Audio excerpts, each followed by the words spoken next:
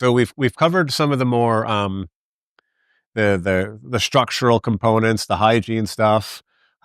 One of my indicators, so when I'm doing a talk, I'm always looking at you folks to see how your reaction is. I really appreciate nobody's fallen asleep yet. I haven't seen even any head nods, so that's a good sign.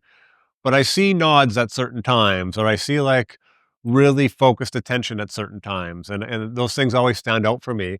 So what we're going to go into now is our production process and our crop planning a little bit. So this is just practical stuff. What we've kind of talked about, the infrastructure, the hygiene stuff, is kind of bigger picture stuff. And I'm wondering at this point if there's been some big thoughts or big sort of insights into what you're doing or what you were planning on doing that's maybe shifting a little bit, or you just thoughts that you're having related to your own production and stuff while we've been talking. So if you have something, I'd love to hear it. If there's something you've got going on. So yeah. And this, you guys in webinar land too, if you want to type a couple sentences about things that are really standing out for you, or how it's changing the direction of what you're doing or what you're wanting to do, that would be great to share as well. So I feel odd staring at this camera here. So anyways, but we're making eye contact right now. This is good. Yeah, go ahead there. Is there a good way to start out in a smaller scale than instead of going with the full shipping container outdoors to start doing something outdoors on a smaller? Yeah. So the question is, what's a good way to start off small scale and then scale up? So in the early stages, and maybe this was where you had left the room, but remember I showed you those growing benches that I had made before. So they're about a 4x8 and they're built in sections. That's a really good starting off method. Those are really easy to build. They're very, they take very little money to build. They last a long time. They can be moved really easily. They can be put inside a greenhouse. They're waist height, or whatever waist height is for you, so you don't have to bend over. So yeah, I think that's a great method, and that's especially if you're just looking at maybe a May to September growing season, depending where you are. So that's where I push people first, is definitely using something like that. If you're gonna just do something in your house using that same metal shelving that I showed you, we buy ours, in bulk from a restaurant supply company, but you can buy them at Walmart and Home Depot in, 4 shelves, 4 posts, and you could probably fit 3 or 4 trays per shelf. So you can buy sort of systems set up and ready to go. So looking at those 2 versions for either an indoor or an outdoor setup. Good. Any thoughts about where you guys are at, or life-changing moments here already? Have it changed your life? So yeah. So you guys are producing already, right? Okay. So I really appreciate a big thing about it is it makes everything seem way more realistic and scale. Work for us, I was thinking, how are we going to get growth? This client will be grown like feed trays. We started to see, when they come up, we have covered them when they're still germinating, and then we place them under the grow lights, like going from that point to having a food house and, having the 4x8s, having the power of them. Right. Good. And as we get into the production process here, you'll see more, and that might even make it a little easier to understand. And then we can always follow up after this if you guys need to get in touch and look at some options. So yeah. So good. Yeah. And this is really what we're always thinking about, is how do we scale up? I don't think we're looking at scaling up necessarily at changing the industry. That's a whole different scale. But yeah, to go from, $1,000 in sales a month to $20,000 of sales a month, you can actually use very much the same system. Our systems haven't changed very much, and we could grow even a bit more using the systems we have now. So yeah. Any folks over here? Hearing about your testing numbers. But I listened to a podcast ahead of this, so Right. I remember that. That was Emily and I had there for how much detail went into that testing for density. A natural shit in the process. Specific seed that. Yeah, so I'll talk a little bit more about seeding density actually a little bit later. I'll just show a little graph and the sort of information I got out of that as well. Yeah, I have this experiment in mind for, which is, I just don't have the time or money for, but growing different densities of crops at different temperatures and creating all these relationships. Because as the temperature gets warmer, we often lower our seeding density to increase airflow.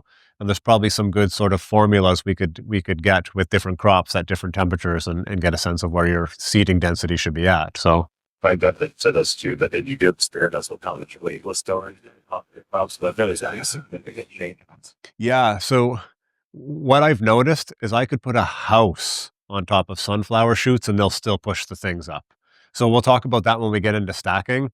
Yeah, like if I laid out 6 feet worth of trays and put stuff over top of them and slept on them for 3 days, it would lift me up. It's incredible the power that plants have. And you see this all the time, like, tree roots getting into the cracks of rocks, and just cell by cell they grow and they break those rocks up. They lift sidewalks, they destroy roads.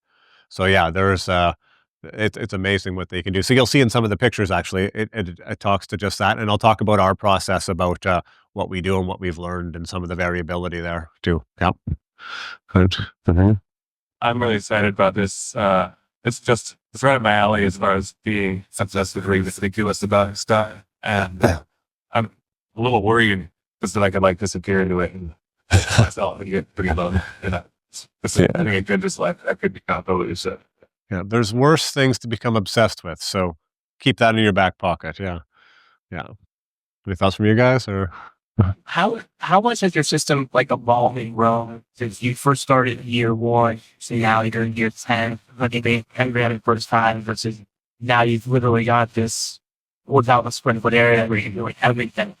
First, before you have those 2x4 frames on at the end, now you got full separate trailer for where you do a log cable, not one of anything like that. Yeah, so there's been some stuff is the exact same, like our delivery, packing coolers and all that. It's the exact same thing. Our cutting method, most of our harvest is almost exactly. It's a little more refined as we notice little things. But for example, what we used to do is we used to harvest around a 4x8 table, and 3 people would cut and pick holes. We would all do that separately. Now we all work in an assembly line. One person cuts, a couple people pick holes while one person packs. So the methods are similar, but the way we've structured them has changed. It's amazing how much, like, pat myself on the back, like, it's amazing how much I got right the first time. But I did as much research as I could, and I did a lot of thinking about it, like, how is this going to look? And I'm a big how person, when I'm thinking about ideas, is how is this going to go? The growing methods, the stacking methods, like the pressure has changed just a little bit, but it's just little details generally. But little details go a long way in these systems. So yeah, you'll see some of those changes because I'll talk about a few of them. So yeah, once again, the same methods are scaled, can be scaled up to a certain point. Like, so I went from here to here to here. My next step can't be to here. My next step actually has to be way up here. Like we're at the almost at the top of this sort of mid scale. And I think a lot of businesses go through this. You can be a small business or a sort of medium sized business, but there's no sort of in between. There's this big jump to that next scale, which I have no interest in making, to be honest. If it's going to be that jump, I'll go work for another sprouting company, right, and do stuff with them. Yeah, I don't want to run a big operation like that. It kind of scares the shit out of me. So yeah, this is about as big as I want to get. So to see, I was just asking questions like stuff that, in terms of what we've covered so far, how it's changed people's perspective of what they're doing or what they want to do, anything that's really stood out for them. So anything for you guys? Definitely continually being excited for it. No, so you're not getting more turned off by it. Okay, good. Cart outside. Okay. Okay. Okay. Well, we have a webinar. All right, webinar folks. Good. Michael is asking at what point do you jump from developmental to actual sales? That's a good question. So what you're trying to do is develop your knowledge of the product. So do you feel you can consistently grow a high quality product, for your customers? Because when you're the only person providing your customers with this specific product, if you can't do that, it's going to be hard for them to get it elsewhere. Like, I can't get you beets this week. Your chef can get beets from somewhere else. But if they can't get these very specific microbes that only you grow, then that's going to be a problem. So you need to know when you're ready to scale up for that. And then, as I've kind of alluded to, Development and sales can kind of happen at the same time when you're at a really small scale. But as you start getting bigger and bigger scale and you kind of get on the radar, and there's a risk of somebody coming in and say, I'd like to see your facility, you want to be prepared for that. So it's a matter of how comfortable you feel with your ability to produce your product consistently. And in the development process, you're eating really well, that's for sure. So I found that having microgreens is easy to go into a restaurant and that's where you want to sell and just have microgreens. Whereas if I'm a farmer and I just have meat, so like you only grow meats what's wrong with you. Yeah. Oh, I've got these sunflower ears. Oh, okay, I'll buy a pound of that. And Yeah. at least the places I've gone to, it's only a pound here, maybe 3 pounds there. It's not like 20 pounds twice a week. Yeah. So it's a much smaller scale, a little bit easier. Yeah. So what often happens is you might get a phone call out of the blue. It's like, hey, can you do me 10 pounds twice a week? Could you scale up to meet that 10 pounds? So we're designed like we could bump up production 20% overnight. We could do it before. I couldn't do that before, or I probably could have done it within a couple of weeks. Now we can do it with our next sowing. So, when you start getting calls like that, it's because you're doing a good job of providing a good product, giving good service, building a good reputation. With those things, hopefully comes more business. So if you're trying to build a successful business, be prepared for positive response and how you're going to react to that. So that's cool to hear. Do you have a comment as well? Interestingly, a little bit of our research, we've seen that in our local area, we have a significant amount of regulatory hurdles through the farmers market. Right. Supported Sacramento, but I think we have to show documentation of an inspection before we do it. Right. So we're kind of curious about navigating other sales methods, CSAs, even if that's a possibility. Yeah. And I know some folks who do a sprout CSA, and that's all they do. And there's a market out there for it. There's a whole market of, as I mentioned in my talk the other day, of crazy people who love sprouts. So it is there, and we have 5 products. So we know that diversity is a principle for stability. We don't have product stability, so we have market variability to make up for that. Grocers, restaurants, CSAs, home delivery, farmers markets, you name it. We will sell to anybody. So we're always finding ways. So direct to consumer, if you can get it to their home for minimum orders, to restaurants that really want to buy local, those would be two good places to start for sure. And yeah, knowing what those regulatory hurdles are and figuring out ways to jump through them, right? As opposed to trying to avoid them. But I know it takes time, and sometimes it's facility requirements that are really hard to meet at the small scale. Yeah.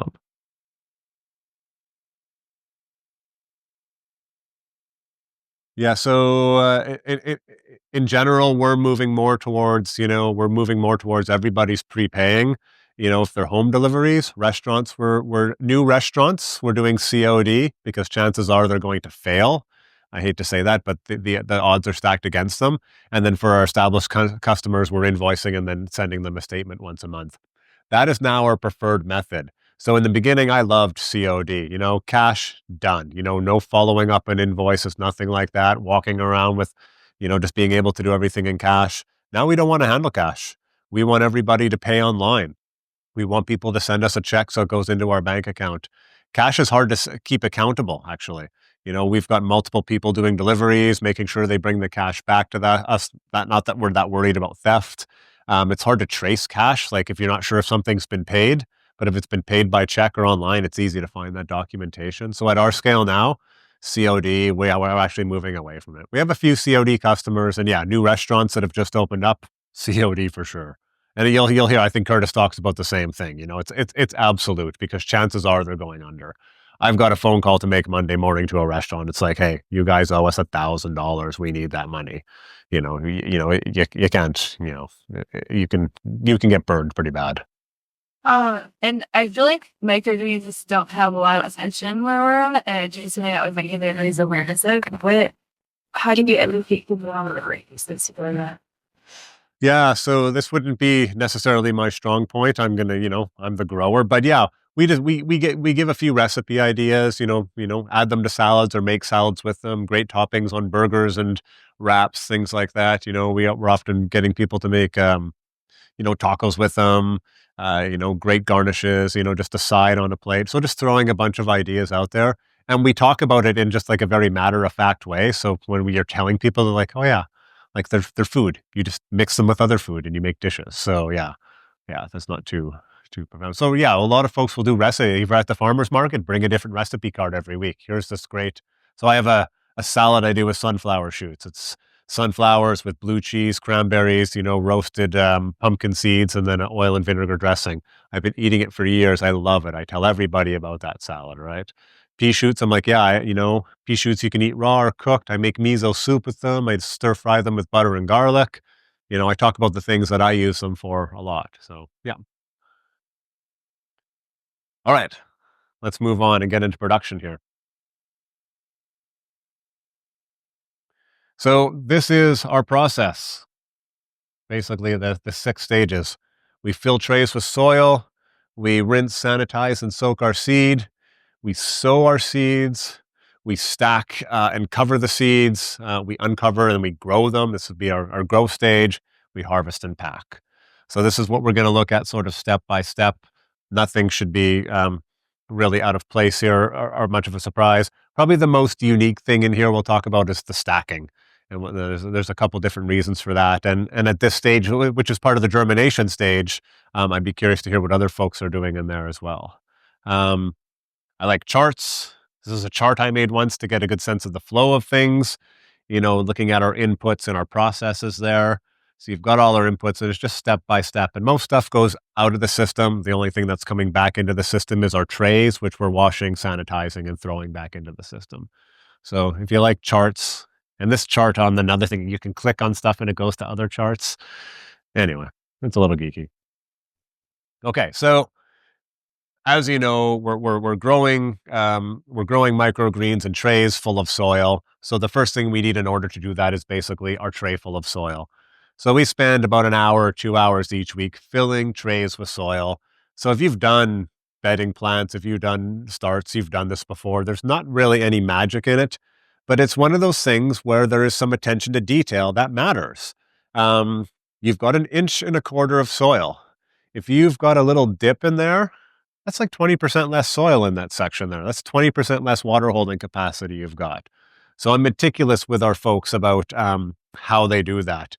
Your soil has to be packed in nice and firm along the edges, into the corners, in the middle. So when I fill a tray with soil, I stack tons of soil on top of that tray and I push it down, push it down, push it down, and then I wipe off the excess. I take an overfilled soil and I bring it down to level. I don't try and get it up to level and then level it off. It makes a huge difference and it's actually way more efficient that way. It's got to be packed in well. That's your ecosystem for that batch of sprouts that is growing in that tray. I've been working with some people for several years. They still don't seem to get that. I'm still obsessive about it. The other thing is, as we talked about, we stack our trays. And so in order to stack those trays, we stack them in trays, piles of about, ends up being about 60 trays.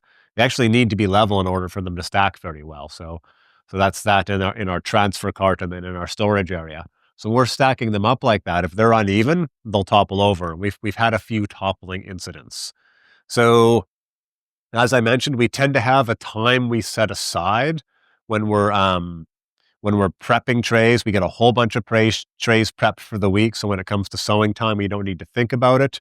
We generally don't prep more than a week's worth of trays, especially in the summer, because we find once they get in the trays and they're really tight like that, they can get a little bit of mold on top, even though we haven't found that transfers to the crop yet. And yeah, it's just, you can only prep trays for so long. So we don't want our tray prepping sessions to be too long. Once again, though, 3 or 4 of us, we get to talk about the week, we get to talk about production, we get to talk about things. So it's very social in that way. Probably the key thing in this is, depending when your soil comes to you, it's probably going to be very dry. You need to have a bit of moisture in your soil in order to get it packed in. You want it just damp would be the way to say it, You certainly don't even want it at field capacity, which is sort of like all the bigger pore space filled. There just needs to be a bit of moisture in there. So 2 reasons. One is it's going to fit into the tray and stay in the tray a lot better. Number 2, if you've worked with dry peat, it just gets up all over the place. It will get in your eyes. It's like needles in your eyes. So the moisture in there actually makes a big difference. So I was saying earlier, like our pile is covered most of the time, but we get this dry pile in. As soon as a rain comes, we uncover that pile, let it get a decent amount of rain on there, so at least a bit of moisture within there. And then we're putting the tarp over top of it again to keep the moisture in and then keeping it at that level. If it's not wet, what it means is when we bring it over to prep the trays in order to do that, we've got to bring the soil out. Then we've got to water it to that right consistency and then put it in the trays. And that's just another step. So it's like we've got the sun in the sky to give us light. If we can use the water coming from the sky to get our soil wet for us, it's just saving us a lot of work. So yeah, quite simple. Just don't oversaturate it. Yeah, that's it. Anything there? Fairly basic. You're taking a tray and you're filling it with soil. So there's a little bit of attention to detail, just making sure it's really level. Mounding is maybe okay to a certain point unless you're growing peas. Peas are the one seed that are round and they will roll all over the place. So yeah, like I'm very material. It has to be that just because we do pea. So many a frustrating incident we have had because of that. Okay. Make sense to everybody? Not a big deal. Yeah. Anything like a 2x4 and back to that. Just using my hands. Yeah. No other tools there. So once again, like when I've got a tray, I've got a big pile of soil. I'm pushing all that soil in, and then I'm brushing that soil off to finish it. And I'm leaving it loose on top. So when we go to sow, so you're going to stack them anyways. And so that it's going to compact it a bit. You're going to get kind of lines in the soil. We don't really want it super tight on top. So before we sow our trays, we rub our hands over them to loosen a little bit. We'll get into that bit actually, but yeah. So yeah, okay. So this process is a bit, this is a bit of a longer process. So we've talked a little bit about sanitation and seeds and seed quality and all that stuff. So because seeds are your most likely source of contamination, we go through a sanitation process with the seed. So our first step in that, as we talked about, is sourcing seed that's been tested already. So you're bringing in seed that you're hoping is pathogen-free because it's been tested as such. As a precautionary measure, because this is the culture we live in, you're doing an additional sanitation process. And part of the sanitation, oh yeah, here we go. These are some of the stuff, the CFIA guideline things that are in there in terms of, why we're doing it and separation and whatnot. And this, yeah, so the separation, we talked about that. We want to do everything in different areas. And so, yeah, what we're trying to do is just start with the cleanest seed we can. And a big part of that, and this was one of the questions that came up, was actually just rinsing the seeds. So when you look at the actual steps we go through, we're rinsing the seeds 3 times. And this is actually where a lot of the sanitation comes from. So, all the different things you do in your daily life for sanitation, once again, just washing your hands with soap is a very, very good step. So we rinse the seeds to, oh, I have a slow connection. Would you like to stop? No, I do not want to stop sharing my webcam. I'm sorry if this is jumpy, folks. I can't do anything about the connection. So yeah, so we're rinsing the seeds at multiple times during the process, and we're going to go through these step by step. But if we're going to sanitize seeds, we actually want a very clean seed to sanitize. So you know why you're supposed to shower before you go to the swimming pool? Because the chlorine in the swimming pool is going to react with all the gunk on your body, and that's when you're going to start smelling chlorine. So what it basically does is nullifies the effect of the chlorine if there's too much organic matter in there. So we're trying to remove a lot of that stuff to begin with. Obviously, we're going to sanitize the seeds, and we want to get rid of that sanitizer. So this is what we're looking at. So this again, once again, the guidelines from the CFIA kind of lay out what they're looking for. They're broad, they're not very specific. So, you want to use lots of water. Lots of water is relative. So we'll talk about what we do there. And yeah, to maximize content with the seed, we start with a big metal spoon. So I'm actually going to show, first of all, I'm going to make sure the volume is down here. I'm going to show a quick video actually. So we do a lot of time lapse for the processes we do, because watching the whole process is a bit tedious and boring, even though there's some 8 to 12 minute videos on a lot of the steps we'll look at. But a time lapse sort of gives you a sense of how things get laid out. I see it's having a little bit of trouble loading here, so I'm not sure that it's going to go. Oh, here we go. Okay. So you're not going to get the music part, but so that's the area that we showed you. So one of the challenges we have is we have low water pressure.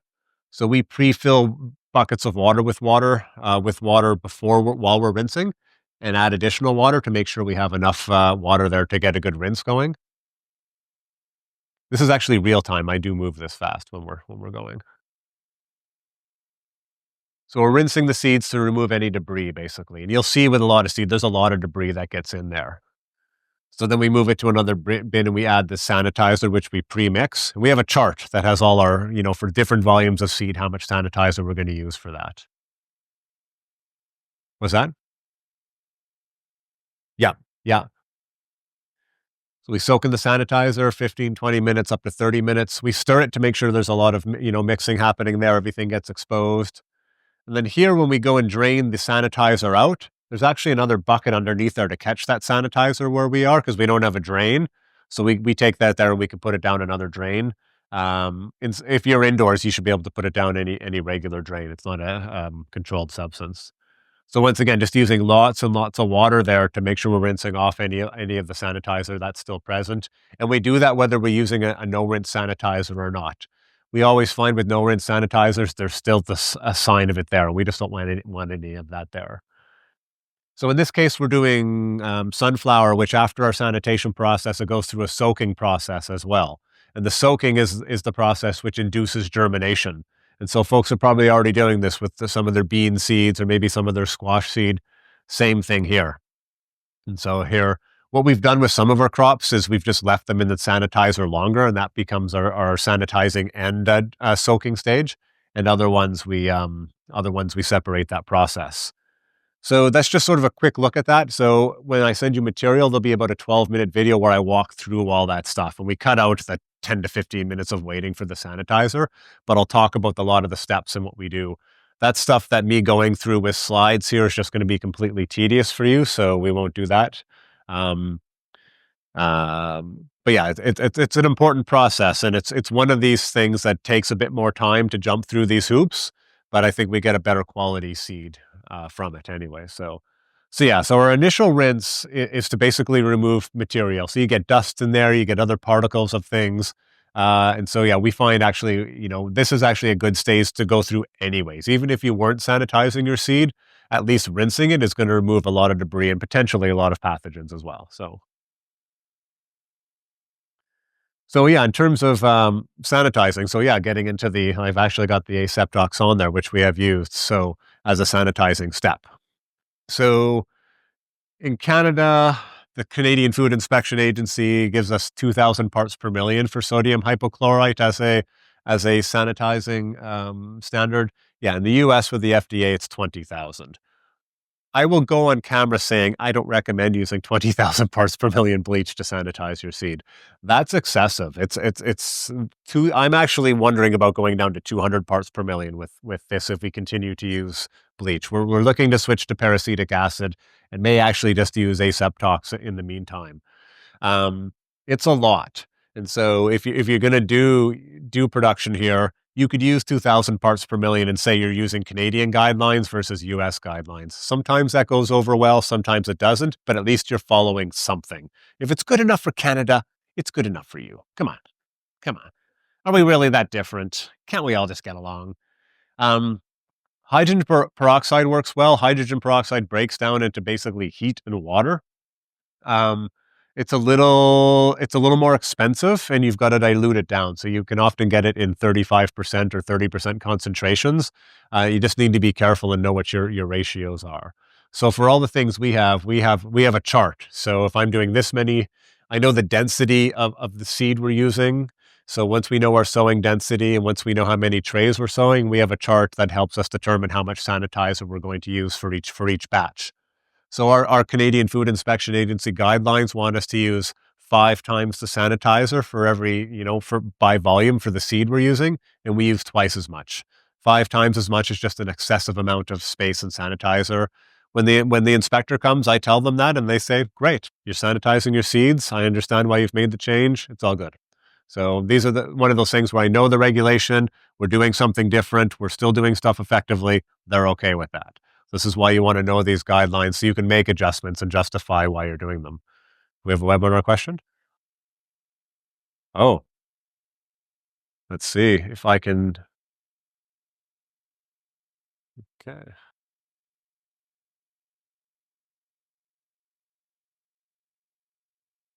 Okay, let's see. Okay, I'm gonna have to break down. Let's see here. I'm not sure what I am going to be able to do about that here. See what we can do.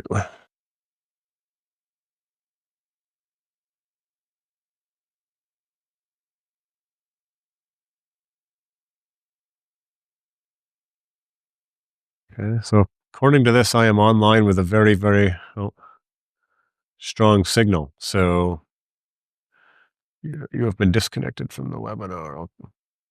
I lost you. It was about right when you read that. Okay. Well, let's see what we can do here. Sorry for the delay, folks.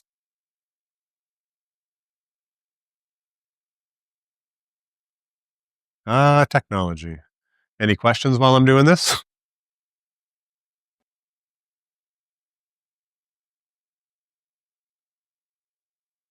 So that if I know all of that, but not just the seeds here, I don't see but watering, having soil and a splash of all over these or destiny. Yeah, so there's always the risk of different contaminants. So can you give me the our webinar number? Do you have it there? ID number 124-859-7. Yeah, so soil is always a potential contaminant. That's why once again we're trying to keep our soil covered. We're bringing it in from a clean source. We're monitoring it for pests.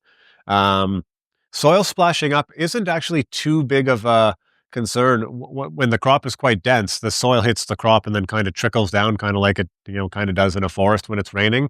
Um, So we don't find there's a lot of splash. We don't water a whole lot. And if you found that was a major issue with what you were doing, you could actually just do all bottom watering. Then you have no soil movement upwards as well, because that's not something we experience too often. One thing you can experience is we've got trays growing over top of other trays, right? So as I move these trays, there's always potential to drop debris below. So we put in barriers as we're moving trays above so we don't get contamination coming down from above. In terms of maybe environmental contaminants, we're in a greenhouse. We keep that closed all the time. One thing we're going to add this year is a screen door. So if we want to keep it open to get airflow, we keep a screen on there so that avoids pests and insects coming in.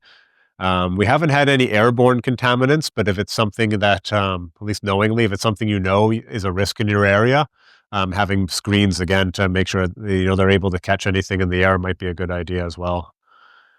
How are we there? Let me just see here.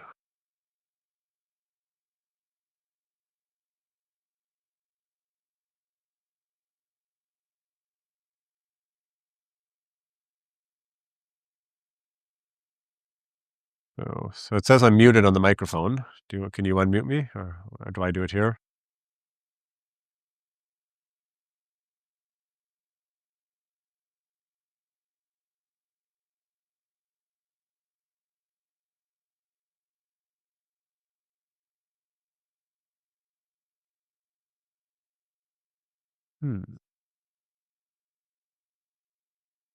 Yeah, so it came on, and now it's I don't have all the full information here that I had before. So okay. So if you have more questions, let's ask some questions so we can try and get the webinar people back on without moving ahead too quickly. Hmm, okay. Yeah. So question there. You heard some more about using artisan words.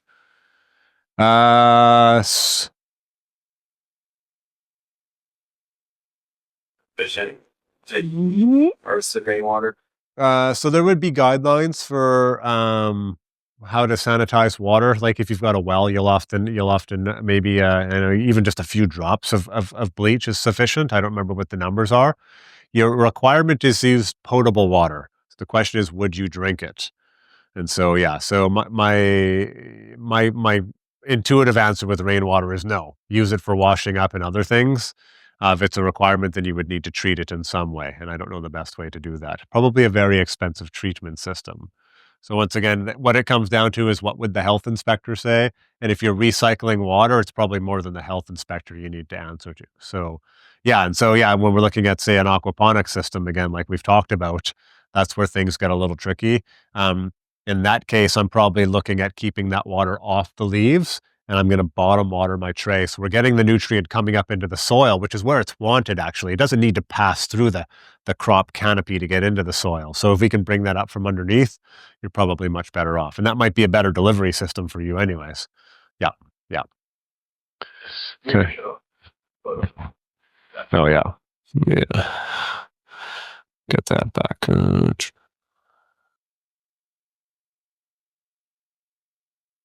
The bottom watering is taking it and putting their water. Letting it sit for a minute. Yeah, or for several minutes. Yeah, depending on your thing. We have these trays that I've just found them and we're getting them from Home Depot, which are probably the trays you have at your front door to put your boots in, and they're just a little bit bigger than our growing trays. And so it allows us to put the tray in there and have a little bit of space in the front to top it up with water when we need to. And it's all ridged, so if you put your shoes on it, the water drains below and your shoes get dry. The nice thing about the ridges is as the tray sucks up the water, when the water starts to go below the ridges, it tells you there's enough water in the tray, and that tells you when to move the tray out. So it's actually a very simple system, and we'll lay out 8 at a time. So we'll do 1, 2, and then once we have 8 trays in there, I'll wait maybe a minute and then start pulling that first tray out, and then go through so as we go from one tray to another, we're just replacing a tray, putting in a new one, and then basically so we can go through about 40, 50 trays in about 20 minutes and get them all watered. So it works out fairly efficiently. One thing you don't want to do in most agriculture production systems is spend a whole lot of time watering. It's why we have irrigation systems. If you can set up a micro spray system or something to do this all automatically, it's great. I think I talked about the reason we don't do that is it brings the humidity up in our greenhouse way too high, way too fast, and it's hard to control there. So, okay, good. There we go. Make sure we've got that screen of monitor 2. Okay, so those guys should be back online there. Just making sure it's showing screen of monitor 2. Share my webcam. Okay, webcam's back online. Are they hearing us? Okay. Y'all there? We were talking about some stuff that we couldn't let you know about, and it's just like, we're going to call it a technical error, but we got into some really deep stuff here. So, did I mention we're in Southern California? So, okay. So we're good there? Okay, good. Nice work. Okay. Now I got to get my ugly mug off my screen here. Okay. Okay, and then let's get back to where we were here, which was about here. Okay. They're good? Okay, good. Okay. Okay, yeah, so these were some of the sanitizers we were talking about. So this is getting very commercial focused. Yeah, when you're doing small scale stuff, there's all sorts of things out there. I would actually consider, if you can get tea tree oil, the scent of tea tree oil off, I know it's a very, very effective sanitizer. Go ahead and use tea tree or grapefruit seed extract or acetic acid. Pour vinegar on your seeds and soak them. That can actually get quite expensive because it's hard to find bulk vinegar. But there's a lot of stuff out there that I think is relevant for your scale. And I keep going back to this point. Part of me is like, everybody should do everything a certain way. And there's no reason to believe anything like that. I don't even know where I have that belief from the man. The man's given me that belief. So yeah, maybe if you're going to use bleach, do it at 200 parts per million. That's the sanitizer that's okay for a food surface to get it clean to prepare more food on it. Why isn't it good enough for our seed production, right? So there's all these things to consider.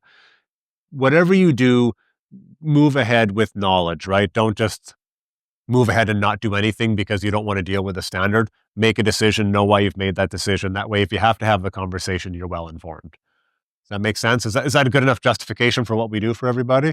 I think it's a tricky one to navigate. So yeah, I think I just learned something there. So So yeah, the process that I went through there for sanitizing seed, that's the time-lapse video I showed you.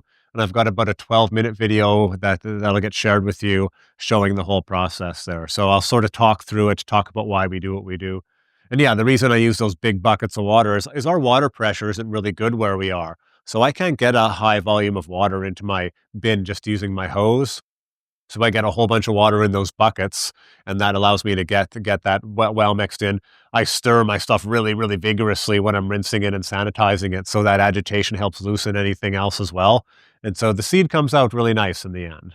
Um, Here's some sanitation rates. So I don't know if folks noticed, but you can't buy regular bleach anymore. All bleach is concentrated. So it went from about being 5 to 5.25% to 8.25%. So if you look online and people give you recommendations for sanitation rates, they're actually off. Everybody's kind of still using the old numbers. So this would be some values you could use. There's some online calculators, and I think I share this in the material I send. I've done the calculation just, using the percentages in parts per million manually to double check. And then I've got a sanitation calculator on there as well. I think I might even have a full chart for you to look at. So it's very simple stuff. This isn't a calculation you should be doing all the time. You should just be going to a reference and looking it up there. So that no matter what you use, whether it's, liquid bleach or powdered aseptox, just have a system so you could just refer to it. And then what do you do once you've sanitized your seed and made all those measurements?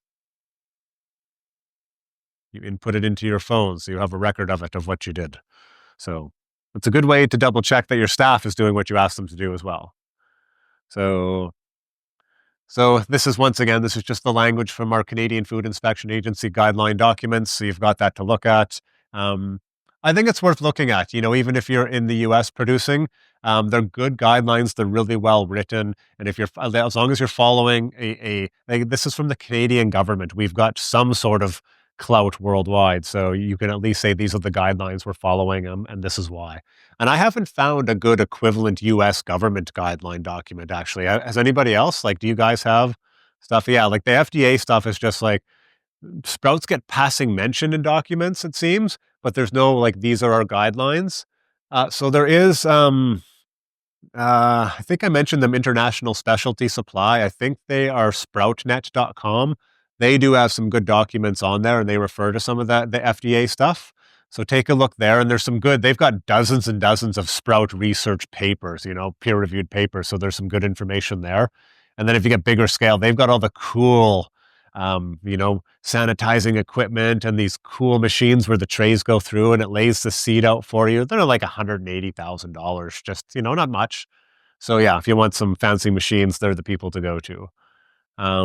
Once again, here's just some of the references that we're using. Don't read this stuff, but it's in there. So, and then, as I talked about, your second rinse there, then you want to rinse the sanitizer off. Like, we've gone through all this stuff, like, get it off. Now, I'll be honest, sometimes I'm like, I kind of want to keep the sanitizer on the seed because we've had some disease problems at times. And I think, well, why would I rinse the sanitizer off? It's going to evaporate fairly quickly anyways, once it's all spread out because there's such a big surface area with the seed. But we do rinse it off. And yeah, you don't want your wheatgrass smelling like bleach, basically. So, and so, yeah, from then we're going on to on soaking. So we just soak our seeds in the same tubs that we do our sanitizing and rinsing in. So another reason to rinse, like whenever we do sunflower, you can see the watercolor changes. So one of the things when I'm rinsing my sunflower seeds after a soak is I'm rinsing it till that water comes clean. That's my sort of indicator that I've rinsed it well enough because I'm not seeing that brown color in the water anymore. Now, this isn't an indicator of any contaminant. They're a dark seed with a loose hull. That's just bits of stuff coming off the hull. I used to try to rinse my sunflower seeds till there was no debris, but the more you stir the seeds, the more little bits of the seed the hull keep coming off. So, we're just sort of looking for a color change in the water there. So yeah, and then getting it after our soak, our final rinse is just basically removing anything else. So at this point, the seeds have been rinsed 3 times. Even without a sanitation process, that's really, really going to go a long way towards, getting a lot of debris, a lot of places that pathogens can hide off of your seed. I've almost considered within this, and I was just thinking about this yesterday morning as I put the sort of finishing touches on this, of why not wash my seed with a little bit of soap? Because what soap does is it takes things that are repelled by water, such as oils, and it'll also help remove those. So just a tiny bit of soap in that initial rinse might help loosen even more stuff. You don't want to rinse your sprouts with soap, just for the record, but it might be a good step in seed. So I'm going to do a bit of follow-up research to see if there's a precedent for that.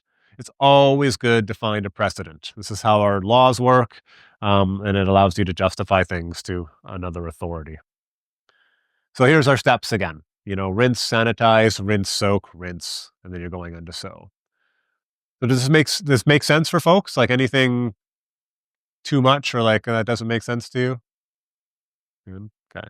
So yeah, so there's an accompanying video which is about 12 minutes. So take a look at that so you can see the process and go through that. And I've seen other people's rinsing videos online as well. So take a look at other things and other processes. You may use a different bin and a different spoon, all that stuff for stirring. That stuff doesn't matter. So, and if you've got good water pressure, you're just going to use the water from your hose in order to rinse. You don't need to do all the buckets like we do. So yeah. God, I hate presenting on camera. So on our smaller seeds, we don't do this because we sow them differently.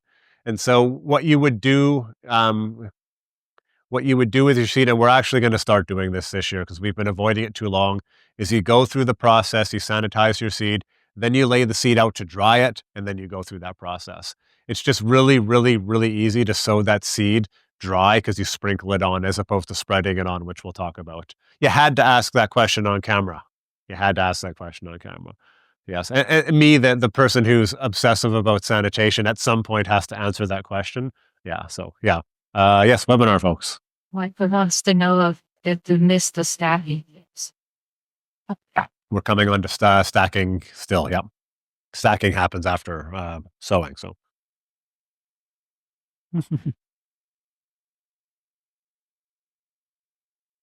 Okay. So one thing to consider with your seed. So we have sort of two things that we look at with seed is what is our dry sowing rate and what is our wet sowing rate. So when you soak seed, they absorb water and they expand. So this is just, one of those things to keep in mind. And they expand different ways. So sunflower expands a bit, wheatgrass expands a bit, pea really expands. So right now we soak 350 milliliters of dry pea seed in water. By the time it's expanded, we end up sowing 1,000 milliliters per tray. So keep that in mind in terms of your sowing rates as you go. So these are just a few examples of what we're doing now in terms of how our soaking and sanitation works. Now, because our sunflower and our wheatgrass, we're only soaking for an hour and 30 minutes, the soak and the sanitation happens at the same time. So we don't do a separate soaking. We just basically soak them in the sanitizer and then we rinse once afterwards and they're good to go. The big sprouting company that I talked about on Vancouver Island in my area, they soak their stuff in sanitizer overnight and they still get good results. So the longer something spends in a sanitizer, really, the more effective it's going to be. So we used to do that with our pea. We soaked it overnight. I got a little hesitant in doing that, but we might go back to that again because it's actually one less step for us to do, and that saves us time and potentially makes our sanitation more effective. So we kind of win on both ways. So this makes sense here. So yeah, you're gonna sanitize your seed at one rate, but after it's soaked, it's going to expand. You'll be sowing at another rate. So these things vary. These will be good. These are good things. Because one of the questions I get asked a lot is, what are your sowing rates? How much seed do I sow per tray for such and such a crop? So this varies with your growing conditions, with your seed, with each lot of seed. So our most of our stuff stays fairly consistent, but our sowing rate for our sunflower changes with every batch of seed we get in.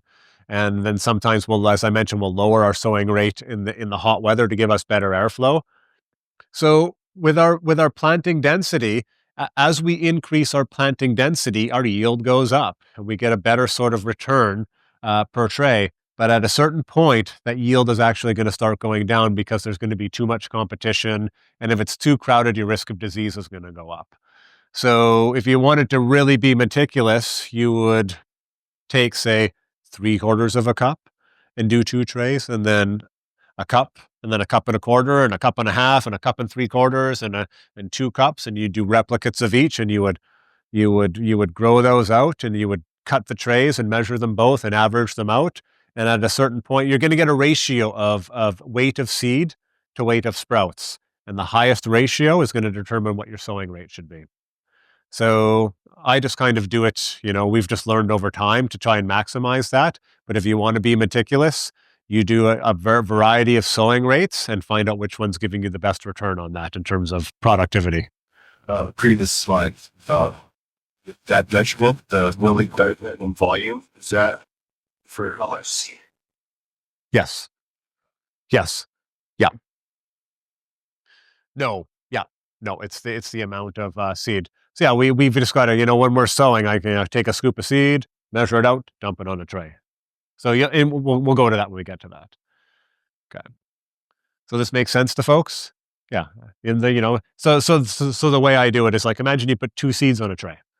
What's your yield going to be? It's going to be very little. So as you increase that, your yield's going to increase to a certain point, and then it's going to dip down. So trying to find that sweet spot.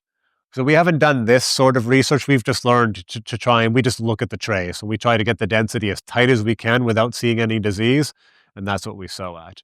So at a certain point, our yield might go up, and our seed to sprout ratio might go down a bit, but the amount of sprouts we're getting per tray is still going to be higher. So we try to maximize that. So at a certain density, it might be, say, for 1 gram of seed, I get 7 grams of sprouts. And therefore I get, whatever, we'll call it 600 grams per tray.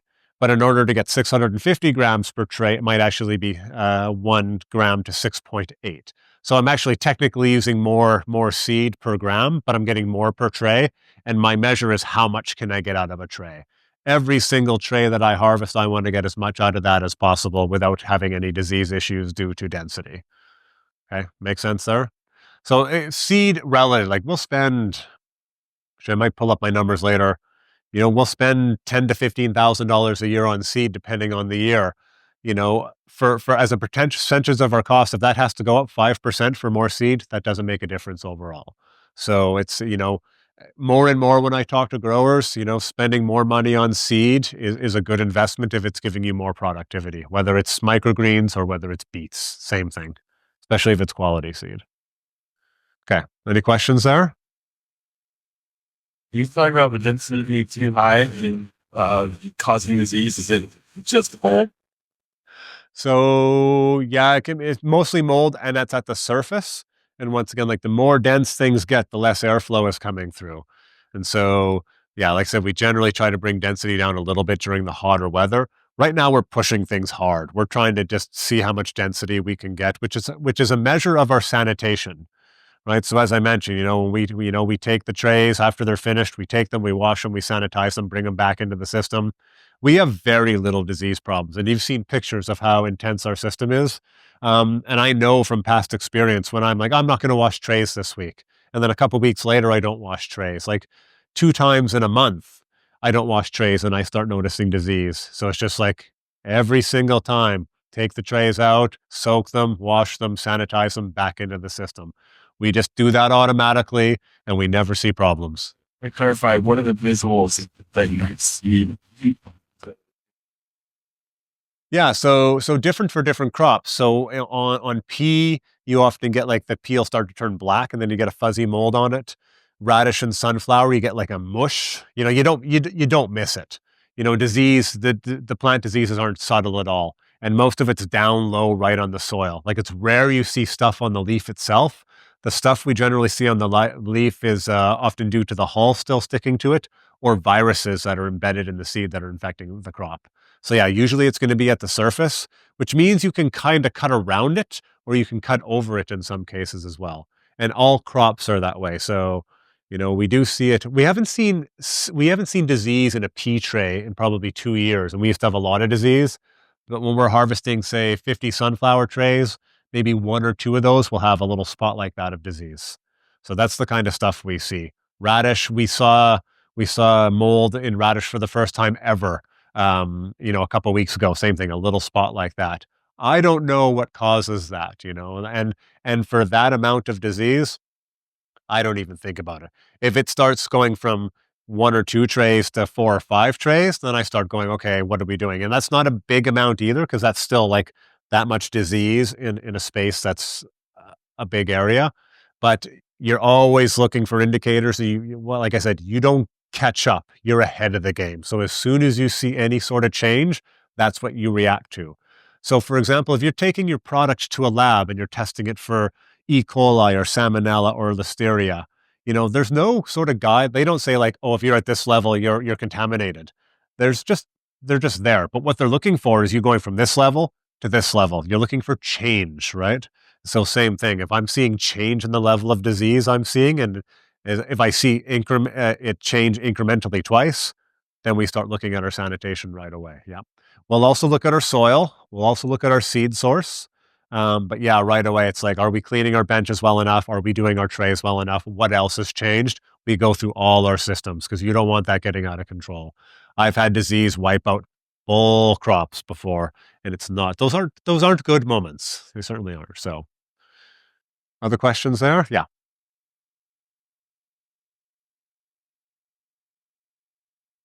Okay, so the question is, if we see a spotted disease on a tray, do we throw it the full tray? No, we cut around it. It's usually very isolated, and so yeah, we'll just basically, it's if it's in the middle of a tray, we'll just leave that middle section. If it's on edge of the tray, we'll just harvest up and leave a couple inches gap. Yeah, yeah, it's relatively rare, so it's not a big concern. If we saw a tray that had multiple spots of disease in it, we wouldn't harvest that. We would just compost it. We don't tend to see that too much. So.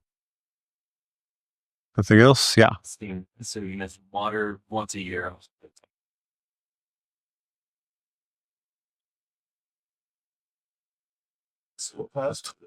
Well, so you'd send your soil nut testing like you'd regularly test a soil. You're testing it for pathogens as well. Our soil supply company is doing that on our behalf, so that we don't have to do. One thing after our last inspection, they want us to do more product testing. So we're looking at options now. We might do in-house testing because there's some kits you can buy. So we might just test once a month, go through all our crops, and then maybe once every 2 months, we'll send that to a lab for third-party verification. So this is one of those, as you get bigger, and I talked about this in one of my talks, as you get bigger, there's these expenses you never had before, right? Third-party testing on a regular basis. And I mentioned the other company, they test everything before it leaves the facility. If we have to do that, if we're forced to do that, we're done. There's just no way to do that. So yeah. So we'll implement that over time. Good. Yeah. If we're the bottom wiring on the one system, should they still occasionally water after Congress?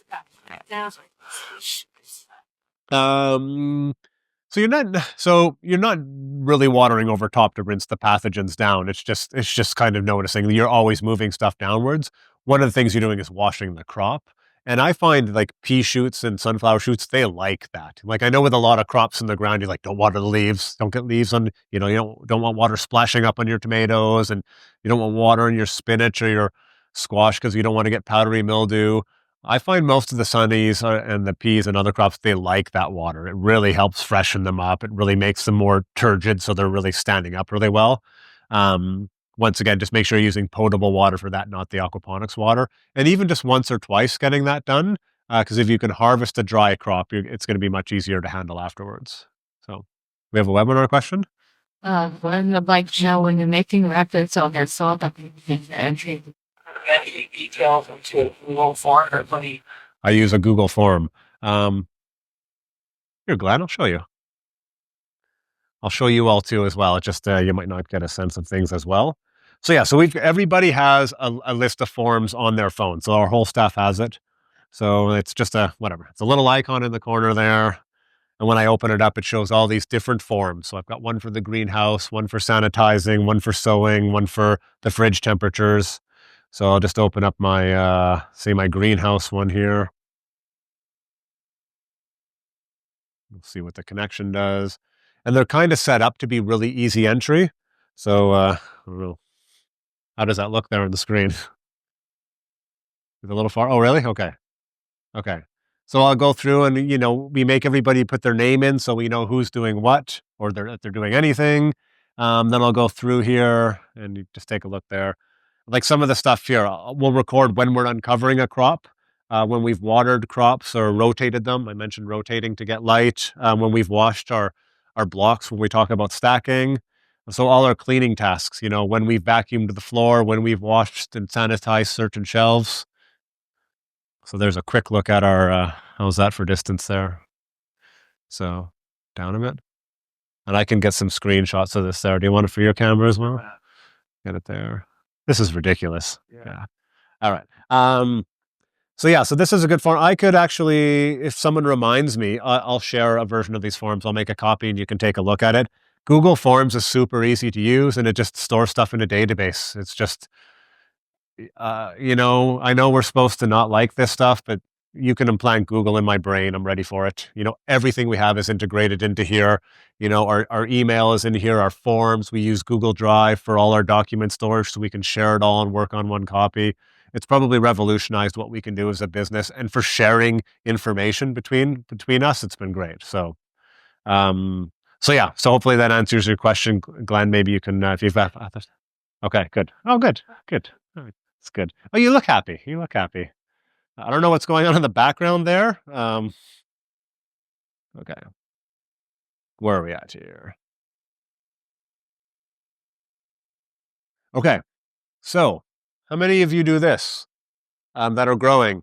You go through you're going through your soaking or sanitizing process, whatever you're doing, and then you let your seeds germinate for 2 or 3 days. Oh, where did you go? You let your seeds germinate for 2 or 3 days, so you can get the little bit. So the first little bit of root that comes out of a seed is called the radicle, which is at this stage here. So what a lot of people do is they, okay,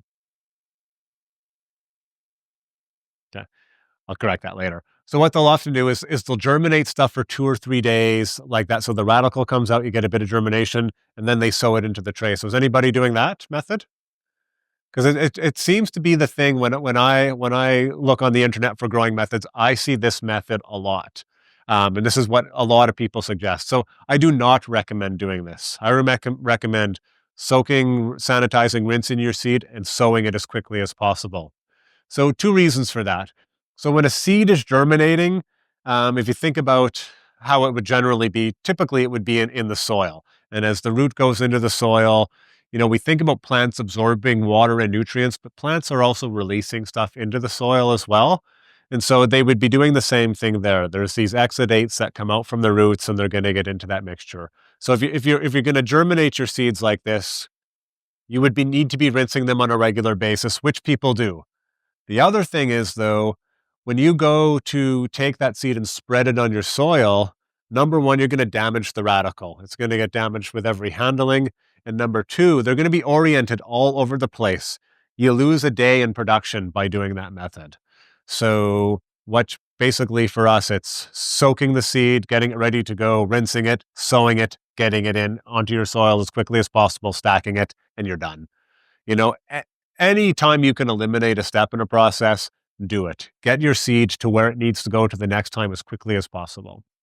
So we'll talk about, I'm not sure why that method is popular. I think people just think the germination needs to happen, but we'll talk about how you get good germination when you get into the germination stage by sowing right away.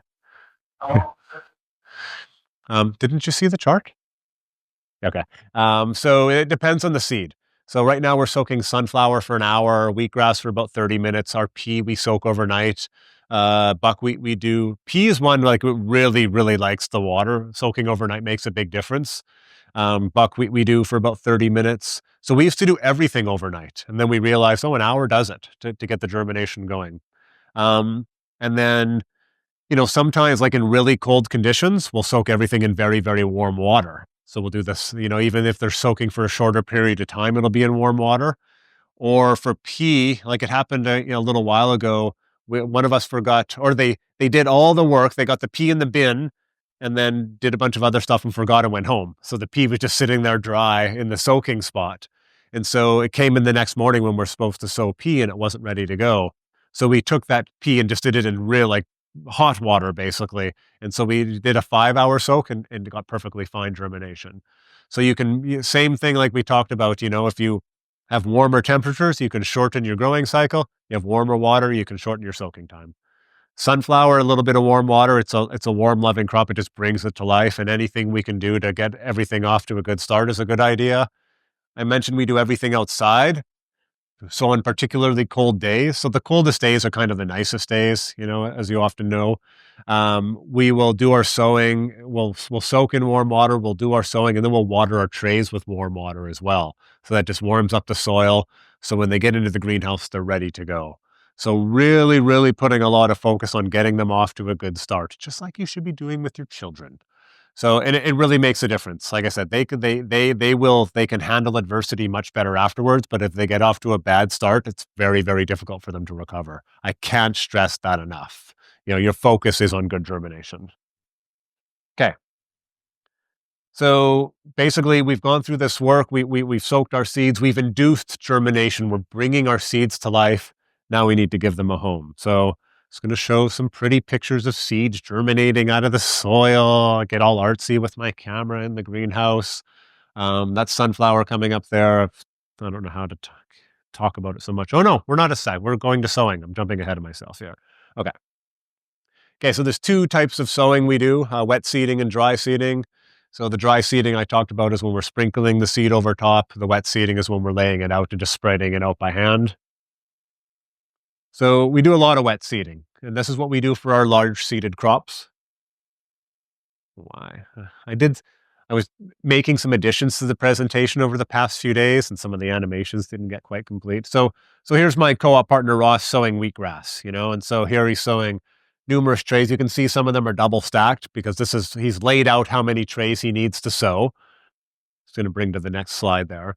So when we goes to sowing, we checks the chart, we check our spreadsheet. Okay, we need to sow 8, 16, 24, 27 trays. Soaking 27 trays of wheatgrass. So we lays out 27 trays because our table only holds 16 trays at a time. We double stack them so they're all out. There's no mistakes there. We just take a scoop of 300 or 400 milliliters, whatever it is, stick it on the tray, spread it out by hand. It's a very basic method. We just make sure we measure each scoop very carefully. Some people will actually weigh each scoop and then do it. So that's another step. Scoop, weigh, take a little bit out, put a little back in. If I'm doing 400 grams of seed, it's going to be the same volume almost every time. And the other thing is the seed at the bottom of your bin is going to be wetter than the seed at the top because the water is going to drain down. So your seed density actually changes over time. So trying to get an accurate weight for sowing doesn't make any sense. So yeah, we just use a scoop, we settle it, we can see where it is. And in the end, after we do each tray, you look at the tray because you know what your density should look like. And sometimes you're grabbing little bits of seed and adding a bit, and sometimes you're taking a little bit more because your measure was just a little bit off. So over time, your final judgment is actually just doing a visual inspection of everything. I'm kind of the guy who comes in and I'm doing this when people are sowing. And then I'm always sort of, it's the one thing I think I've got a really good eye, and some of the folks working for us, they just don't see the difference.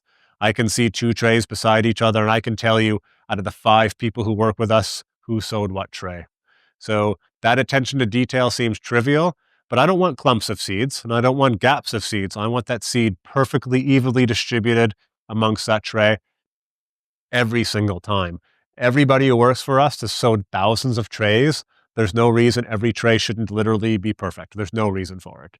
It takes about 7 seconds more to have a perfect tray than a really imperfect tray. So take that extra time to get things spread out really well. It makes a big difference.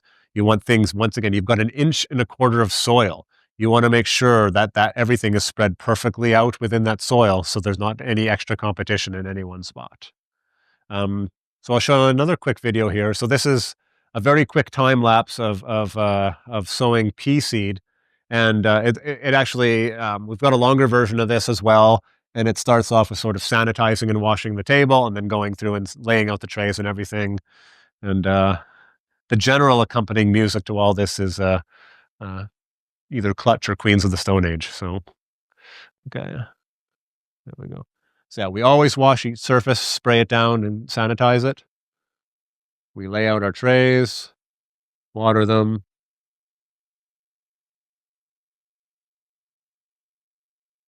Adjust the camera, spread the seed.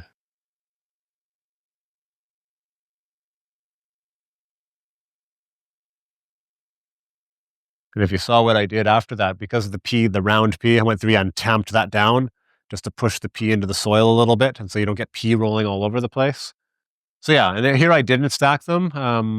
Sometimes I do that. I'll move those out and then bring another set of trays out. So it's with every crop, we're just automatons. Lay out the trays, scoop the seeds onto the trays, spread out the seeds, tamp them down, stack them in threes, put them on the cart, put them in the greenhouse, put a label on them. It's just routine. So everybody does the same thing all the time. It's really the equivalent of working in an assembly line or a factory. If you don't like that stuff, this may not be the job for you. But the reality is it's a very social job because you know exactly what your tasks are supposed to be. It's not like, I need you guys in field 5 today and you guys in field 2, I need to take the tractor to the shop. It's like everybody's doing the same stuff all the time. So the tasks are tedious, but because people are well trained, they don't have to think about it. It's kind of automatic, just as long as somebody's paying somewhat of attention. And it is that social time goes a long way for us to just sort of, check in terms of where we're at business wise. Does that make sense there in terms of sowing? Yeah, good. So dry seeding, after you've sanitized your seeds and then laid them out to dry, you can move on to dry seeding. So, and this literally, we're just sprinkling these. We've got a little scoop that's just the right size for a radish seed, for example. And I think that's a video. Or is this just a picture? It is video, yeah. So I've got my bucket of seeds there just on the left, and I just go from tray to tray, and I sprinkle the seeds over each tray. It's a very quick process. One of the tricks, so we're essentially, if you were to look at it as a cover crop equivalent, we're broadcasting the seed in this case. And one of the tricks with broadcasting seed is not trying to do it in one pass. So I don't redistribute this seed. I want to sprinkle it on perfect each time. So I do about 3 light passes in order to get that distribution, and trying to get it, instead of trying to get it all in one pass, makes it much, much easier. So it takes a little longer, but I find as soon as I start trying to adjust the seed with the small seed, it messes things up, and then it's getting off. And then once each of these are sowed, we'll give them another watering, because this is the last watering they're going to get for several days. And after that second watering, it gives me a much better idea of the actual distribution of the seed. Because when you're sowing, you often get a little bit of soil on the seed. You get some darker spots and lighter spots. So we'll give it a watering, and then we'll do another visual inspection. How does everything look? There's a little bit of a gap here. Take a little bit more seed and fill that gap. This one seems a little dense. Just take that seed off and use it for another tray. So it's this stuff's all fairly quick, and we're always just looking, okay, everything looks good? Great. Stack those up, get them into the greenhouse. And especially in the winter, it's cold outside. Let's get them inside so they can get warm. Yeah. Yeah, this question, is it just the shower setting on the nozzle? Absolutely. For watering, it's all we ever use, yeah. If you've got a lighter, more delicate microgreen, we'll sometimes in the inside when they're growing, we'll use a mist a little bit, because the weight, sometimes when the sprouts are taller, you use a shower setting, the weight causes them to topple over. They don't always recover. So yeah, we try to avoid anything like that. Right, other questions there? Make sense in terms of sowing? What if there's different germination rates, like spinach at very just like? Yeah, that sucks. Most of the seeds that we have, they're pretty uniform. If they're not uniform, we're not interested in them. We don't grow spinach. We don't grow beets or chard. That's probably one of the reasons why. Yeah, yeah. And in that case, what you would probably do is you'd have a really dense sowing density, and by, if stuff hasn't germinated by 15 days, like, you're probably going to be harvesting that first germination lot anyway. So yeah, you'd solve it that way. And you can always tell the winter pictures, because not only are we wearing jacket and toques, but we're wearing very horrible gloves. We've got a selection of different colored gloves to keep our hands warm. So that's sowing, which is generally fairly basic. Any questions there? That makes sense? So we're sprinkling the dry seeds, we're scooping out the wet seeds and spreading them. And you get a technique going very, very quickly to spread that seed. And I can do sunflower and radish seed, 15, 20 seconds per tray. So you can go through them fairly, fairly quickly. So obviously the more trays you're doing, the longer it's going to take, but nothing should take that long. The first couple times you sow, it's going to be kind of sloppy or anything, but that's how it is. Think about the first time you transplanted a kale. how delicate you were with that kale plant because you didn't want to damage the roots, and now you're just grabbing them and you're sticking them in the ground and they're all okay, but you're still actually handling them quite delicately. Same sort of thing here. Do we have a webinar question? Katie wants to know if does idea of seeds to rows dense on top of each other, right next to each other. It's a fun. So nothing on top of each other. So right now our sowing rate for peas, and this is a good question, because some people, I've read some people online saying, well, because pea is doesn't have a big spreading leaf like a lot of stuff does, that it's a little more upright, you can kind of stack the seeds on each other. I don't like to do that because it's too dense and it increases the risk of disease. So basically our pea sowing density right now is every single square centimeter of the soil is covered with seed. With sunflower, there's little bits of gaps. With radish, there's bigger gaps. So you just learn to sort of look, but nothing piled on top of each other. Not with anything we're doing. There might be some cases where that would be the case, but not with anything right now. Yeah. And then another part of also the average density for radish leaves. I don't know off the top of my head. It's a scoop about this big and this deep. We just have this scoop that's the perfect size. And if we want to increase the density, we mound it or we do it a little less. I think that is about 4 to 5 tablespoons. I think it's about 4 tablespoons spot on. So use 4 tablespoons as your base. And we're doing a mix of radish seed. We do 3 different types. So that'll be a factor. And the different varieties will be a factor as well. So yeah, about 4 tablespoons. Right. Anything else? Yeah. I haven't. And that's what I was sort of talking to, like germinating beforehand. No, not at all. Yeah. Yeah. So I want stuff in the soil and rooting into the soil as quickly as possible. Yeah. Never done so free that. No. I think once actually I tried growing sunflowers on remay actually. And then I tried remay with a thin layer of soil on top, and I tried remay with a thin layer of soil underneath. And they didn't work very well. There was too much water management with that. Harvesting was a pain. It didn't work. But yeah, some of the commercial growers, you can see like the cocoa mats and the algae mats. There's different methods that way, and there are methods to do it. But yeah, we think food should be grown in soil. That's part of our message and part of our strategy. Yeah. For your first watering after it's sown, are you using that shower setting on your hose? Yeah, we are. And we're not. So we're watering in the beginning to get the soil fairly moist, and then we're watering again just slightly. So we'll talk about this a bit. I'm always picking up the trays to see how heavy the tray is, right? That's my indicator for how much water is in there. So there's two concepts in soil when we're looking at water in soil. There's field capacity and there's saturation. So saturation was when all your big pores and all your small pores are full of soil. And I know when I'm saturated because when I pick up my tray, I know how heavy it is and water is dripping out the bottom. Field capacity is when all the big pores are full. And my tray is fairly heavy, but I have no extra water in there. I just have a good sense of that. If I took some soil out and I squeezed it, I'd have a little bit of water coming out of there, but not a lot. So yeah, there's these things that this is just stuff you get to know over time. We don't want to go too wet going into our germination. And I notice sometimes when we stack them, if they're too wet, because we do get water dripping out. So yeah, I'm pretty careful about that. So we want them fairly moist because now they're not going to get water for several days, but not so much that we're creating anaerobic conditions. Those are the conditions under which you're going to get disease for sure. Okay, let's get into stacking here.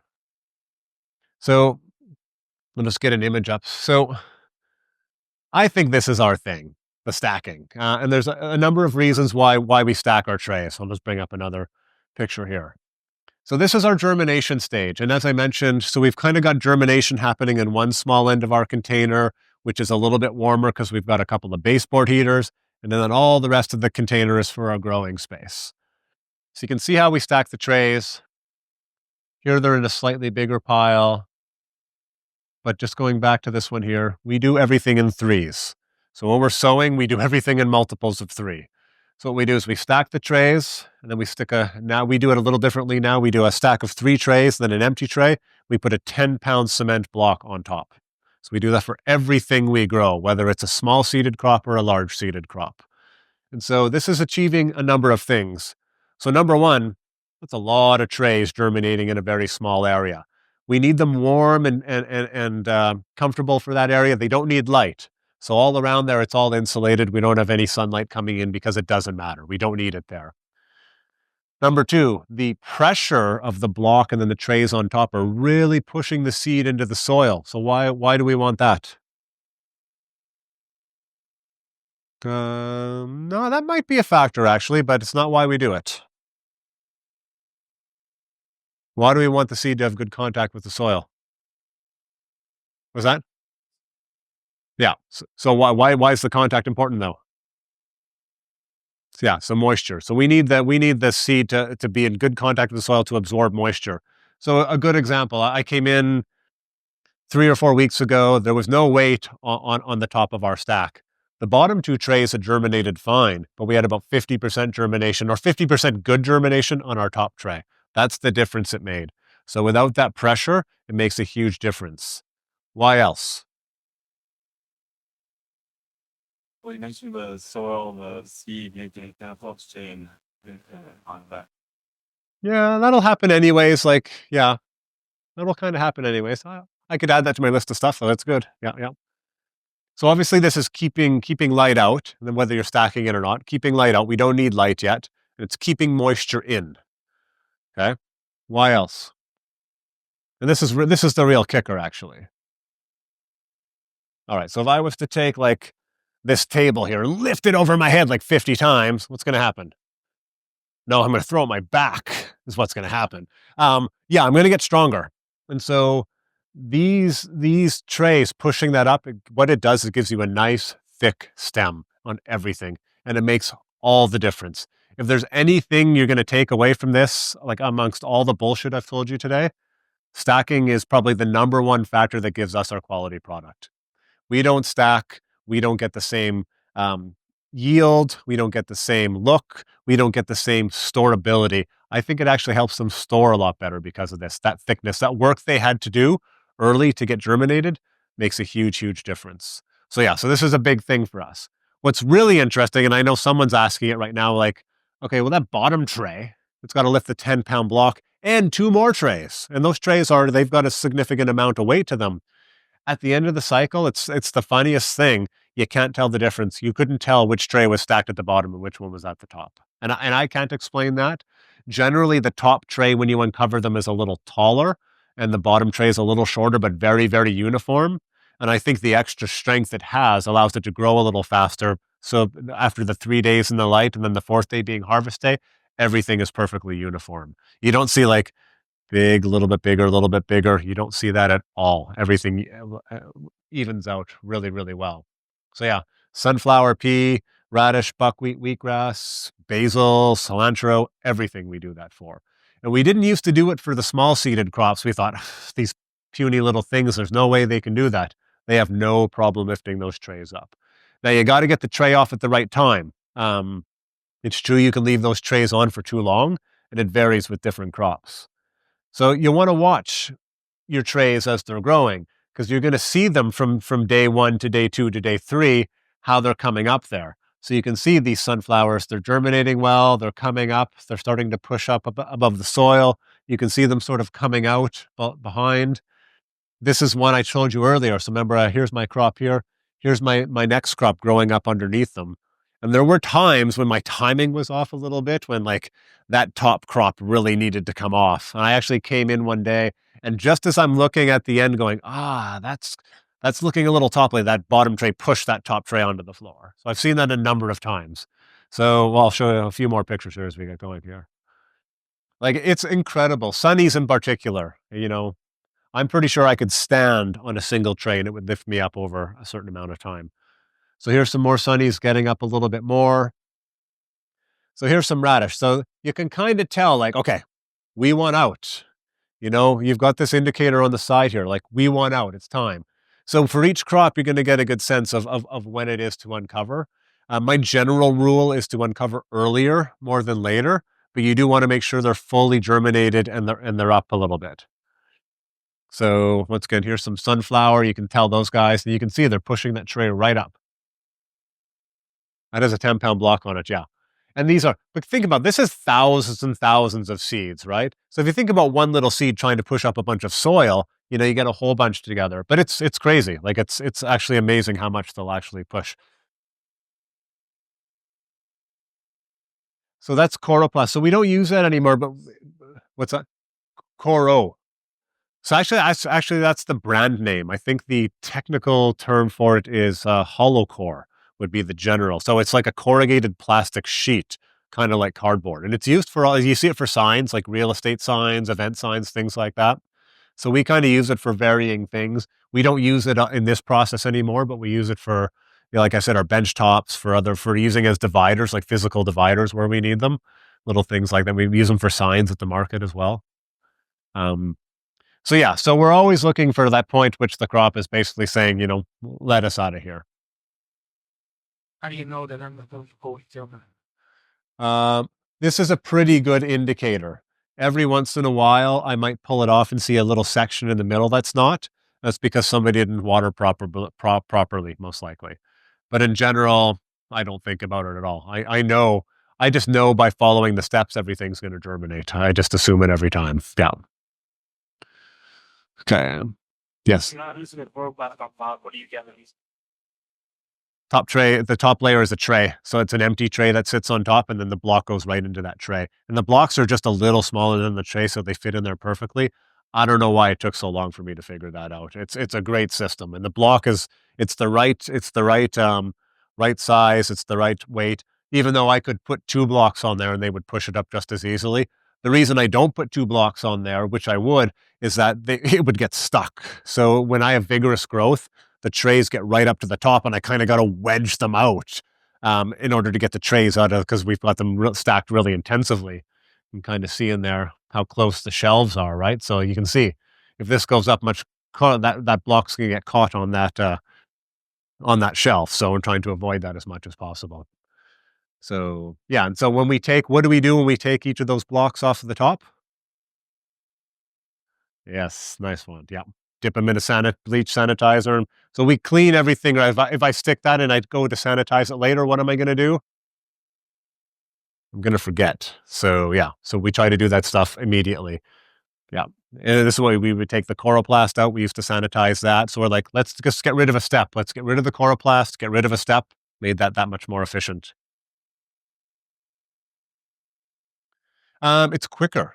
You ever had to spray bottle something after you're like, ah. Then you switch to the other hand for a while, and, and then you take a break, and then you go back to it. Yeah, it's just quicker, way quicker, and it's totally saturated, right? Yeah. The reason we use the spray ball and other things is they're things that are too big to soak in a bin. Anytime we can soak something in a solution, it's way more effective. Yeah. Webinar question? Nothing at all. So some people still feel the need to uncover them and water them. There's no need. No need at all. So what I will do, going back to some of the stuff I said before, when I bring in new seed and I'm germinating it for the first time in bulk, I check it every day. So I had brought in, this is a little story time, when we're 10 to 3, we're pushing it time-wise here, but I'm going to go on a tangent, but a relevant tangent. So I said, we test all the seed that comes in. We brought in our 10-kilogram bag for our newest batch of sunflower shoots, grew them out in a bunch of trays. They seem to be really good. I'm like, this is some of the best seed we've seen in a while. Great. We ordered one of those pallet loads of seed. That's the picture I showed you. 750 kilograms of seed. It was about $4,000 to bring that in, get it all stored. We sow our first big batch, first day of germination, second day of germination. Later in that day, I'm like, just going to check on them, seeing how they're doing. I never check on the seeds. They just germinate, and then we grow them. And I take the block off and I lift up the top, and the whole tray is covered with this green mold like I've never seen before. And I'm like, oh, next tray underneath, green mold, tray underneath, green mold, every single tray covered in a green mold.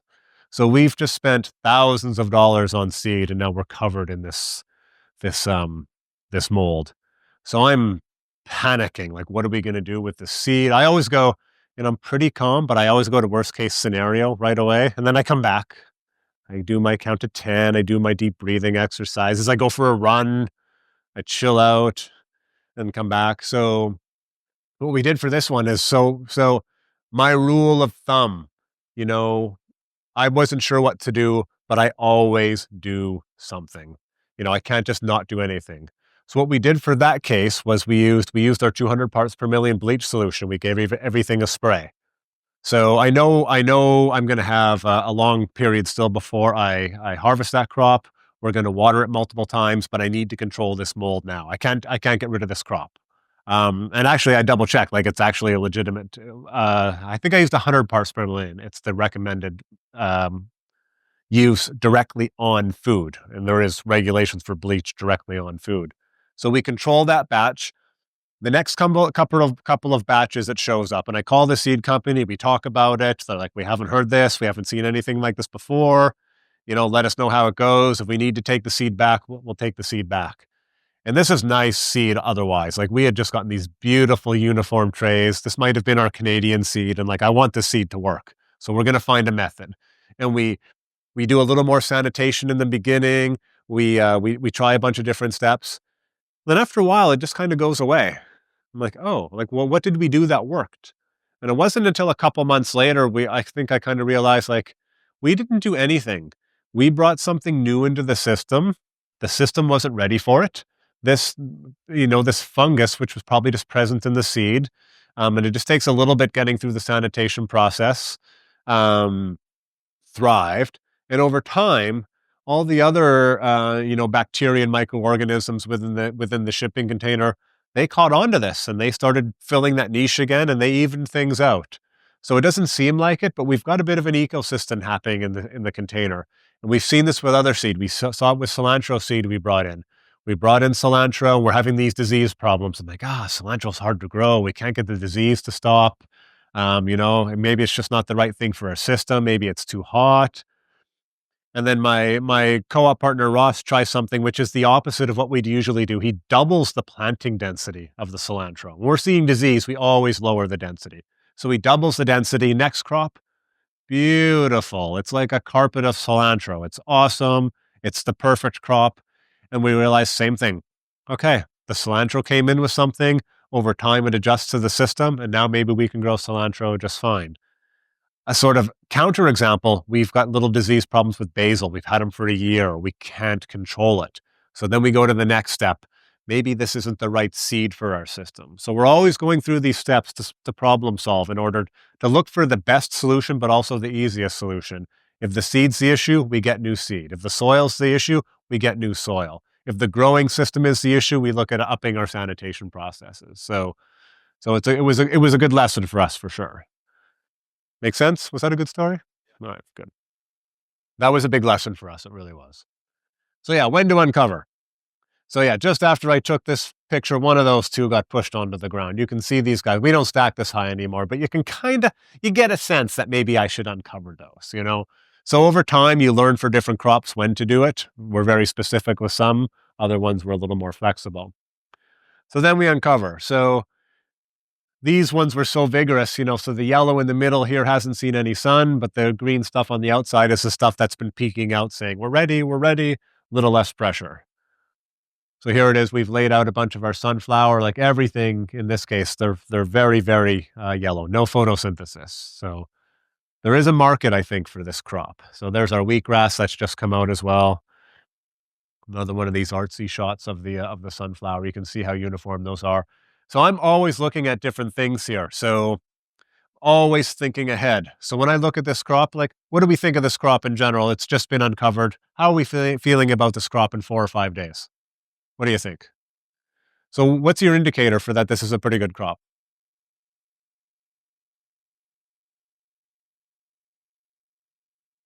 Yeah, they're pretty stable. Yeah, you can see the firmness in them, right? What's one thing you don't see a lot of? Yeah. What? Hulls, yeah. Already, like, at this point, there's not a lot of hulls on there already. A lot of them have already been shed. So I'm always looking for that. So here's another one that I uncovered once. And this is all, you can see the difference right away. Like, this just doesn't look as good, doesn't look as healthy. This is just cooler conditions, wrong sowing density. And I remember harvesting this crop. It took hours to pick hulls for this one because we weren't picking hulls. We were picking out the sprouts with hulls still attached to them, which is a tedious process. So we're always anticipating that. So when I uncover something like this now, which we rarely do, I'm bumping the temperature up in the greenhouse. These guys are behind. I need to get them ahead. I'll come in and I'll water them with warm water. We'll bump up the temperature. We're pushing that system in order to get stuff there by harvest day. I have on probably 3 occasions many years ago called up customers and said, sorry, we've lost our sunflower crop. We didn't lose that crop. We just were not willing to pick the hulls that it took in order to get a crop because we would have picked half the crop away and it just didn't make sense. So I'm glad we have understanding customers. And there's some pea as well that's just been uncovered. Okay. So yeah, a couple notes on germination. As I mentioned, good temperature is key to getting a good start on growth. We need that warmth in the beginning for all the crops, and then good airflow, having really good airflow to make sure there's disease. As I mentioned, we've got 11 fans. Now our trays, when we stack them, they are right up tight against each other, brought forward so they're away from the wall, so there's good air circulation behind. But yeah, so as much airflow as possible in a system where you're actually trying to restrict airflow in a way. So there are some cases where we go through a second covering stage. So what we'll do is we'll uncover them, and then we'll put another tray on top upside down. So why might we do this? What are some of the effects of doing this? No, not so much. Good one though. Yeah. What? They will get. So why are they getting taller? They're reaching for the light. So when we uncover a crop and it's a little bit behind because it's short, this is one way we sort of lengthen it. And for a while, this is a sunflower. It is a sunflower crop. We used to do this with our pea. We went through a phase of not being able to grow pea. We just became stupid for a while and couldn't get a good pea crop. And that happened to be one of the things we found we needed to do. Is we would cover the pea for a few days, and it ended up under the previously growing pea crop. So we don't do this anymore at all. It's been a long time since we've done it. We experiment sometimes. We tried it with the basil because we were having trouble and a few others. But yeah, so sometimes if you want to stretch a crop a bit, keep it in the dark a little bit longer and it's going to reach a bit more for the light. So if you've ever grown leeks, this is kind of the method with leeks, getting them to stretch before you transplant them. Something very similar to that. So just keep that in your back pocket. Restricting light gives you a taller crop. Okay. So after that, after you've gone germination, you're pulling them out like all that work. We've been here since 8 o'clock in the morning. Now you're finally growing sprouts. This is how long it took us to get to this point. So basically from here on, it's getting them in the light, and it's watering. So basically all you're doing is monitoring and watering, and maybe you're rotating the crop 180 degrees every day if you need to make sure there's universal light. So if you've gotten to this point, you've survived the germination stage, you've had good germination, this part should be fairly automatic. Yeah, there's generally not a lot of troubleshooting. And if there's disease, you're already seeing it. Disease rarely comes in afterwards. It's something you usually notice in the germination stage. So at this point, it's kind of smooth sailing. We don't do anything after this. We just water them. So yeah, in our system, we're still hand watering because we want to keep moisture off the floor. And while it seems very inefficient, hand watering allows us to daily inspect every single tray. So if there is an issue, we're going to catch it right away. Question there? Yeah.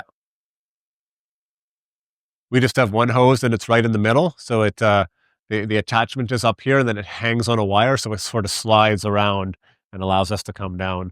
I spend a lot of time just making sure that hose doesn't touch the ground. Yeah, and it's pretty good. These hoses stretch over time, so I often have to adjust them to keep that from happening.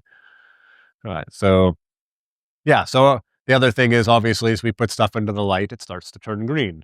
And you notice within an hour, they start to turn green. It's amazing how quickly that starts to happen. So yeah, well, I'll walk you through just like the quick pea shoots. This is our pea cycle. So this is the height at which I like to uncover pea. They're like an inch tall. They're just pushing that tray up. They're ready to go. They do really, really well when they get uncovered at this height. When we get them out we lay them out on the growing bench, we always have the trays right up against each other because they're planted really dense, so they compete with each other to get taller. And so we want them to compete on the edges. So one edge of one tray competes with one edge of the other tray. First thing we do when we uncover a crop is we water it. They haven't had water for 3 days. Generally, as a general rule, plants like fresh water. The more fresh water you can give plants without overwhelming them, the happier they are. At this point, we were doing our second covering. So right away, we want them out and we want to water them, but we actually don't want them to start photosynthesizing. I can't have a tray out for a day and go, oh, I need them to stretch. I'm going to put them in the dark. Doesn't work that way. They have to stay in the dark. So what we would do is we would unstack these 3 at a time, water them, cover them up right away. You probably got a 1 or 2 minute window before you're really making a problem. And at this point, we've had another crop growing.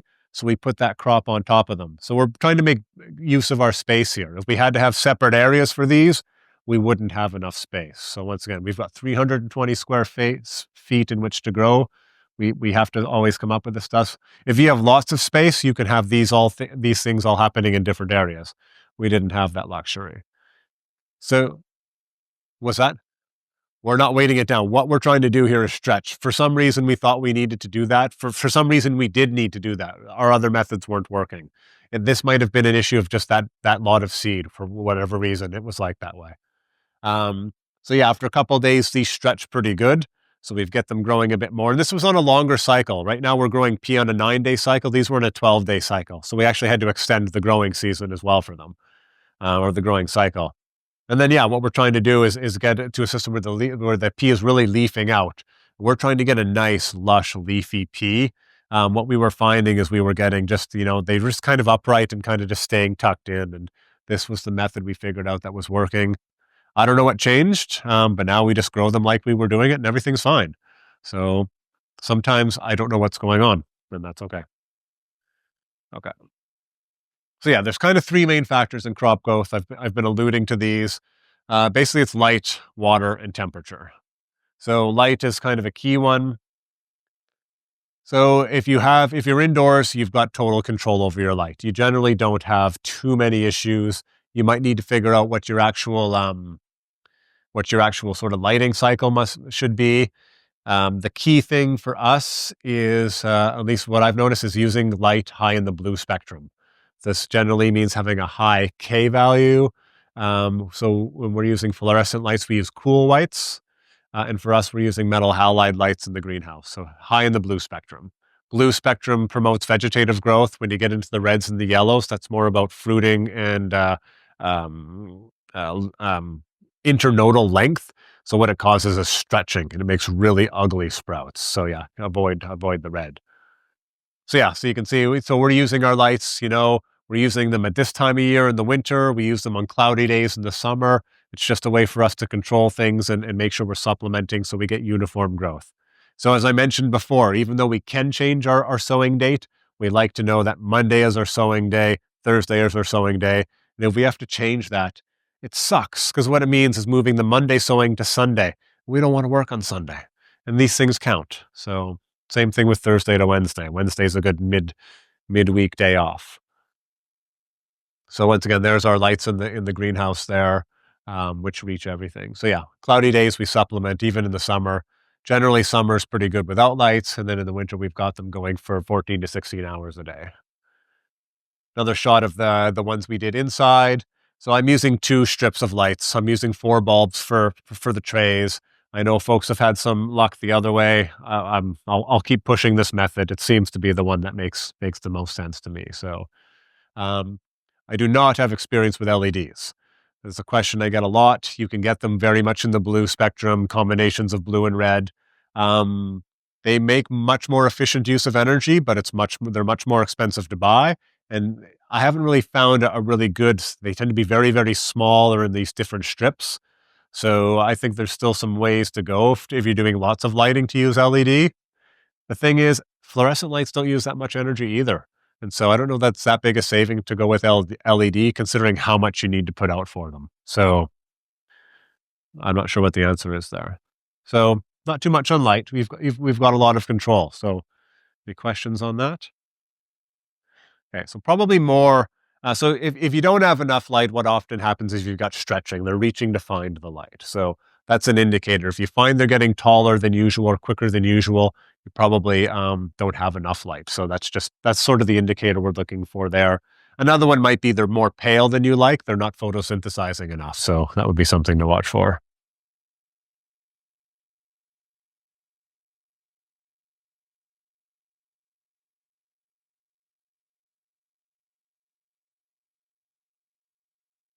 Yeah. So talking about the pea stacking, yeah, we'd stack the pea for 2 or 3 days. They get to 1 inch. We unstack them and then cover them again, but without any pressure. We're covering them with a bit of a dome, yeah, for another day or two, day and a half. Yeah. Just to stretch them a bit more. Yeah. Sunflower and buckwheat is another one with hulls. Yeah. The seed stays in the soil with a pea. So the pea you cut and you're good to go. Yeah, and then something like radish. The hulls are tiny; they don't really factor in. Wheatgrass, the soil stays on the seed stays on the surface. We haven't figured out the hulls on cilantro yet.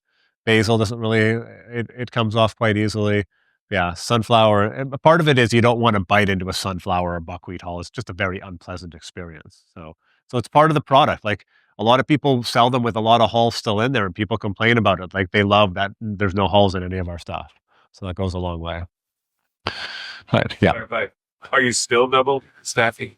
Or double covering? No, we're done with that. Yeah. We're no, we just don't need to anymore. Yeah. So if we don't need that step, we get rid of it. Yeah. I really don't know what changed. I wish I did. Okay. So water. People often ask this question, like, how much do you water? Like, I don't know. We water. So an artsy watering shot. So we used to do, when we did the outdoor benches, we had a mist system which would do the watering for us. I love irrigation. It's great when it can do it on its own. Even with the mist system, I still found I had to hand water sort of the edges anyways. At this scale, I don't mind hand watering because I can get a really good look at the crop each time. So I'm okay with that. So another water shot there. Over time, I ended up putting the mist system up above instead, so we didn't have to sort of move the trays over the irrigation line to get them into the back there. So in general, this time of year, once a day, maybe even once every day and a half is fine. It's not super hot. There's not a lot of evaporation coming from the soil.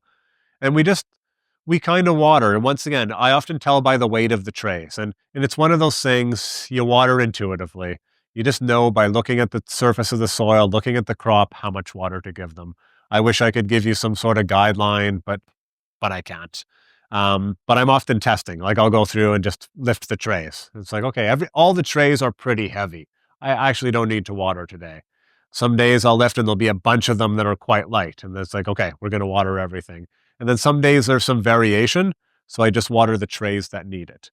So that's going to vary with crop. You kind of got to understand which crops use water and which ones don't. Sunflower's a water hog. It just sucks up the water. It's amazing how much water it goes through. Pea, it's like, I'll take some water. Yeah, thanks. Yeah. If a bit more, that'd be great, but I don't need it. It's okay. Radish is kind of the same. It's like, yeah, thanks. That's good. So you've got to kind of understand that sprouts don't talk to you, first of all. You got to make that stuff up yourself.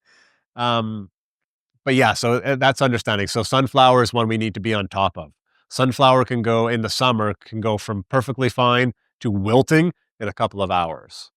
Now that said, while generally we want to keep our crop watered really well all the time, we will sometimes intentionally withhold water and wilt the crop.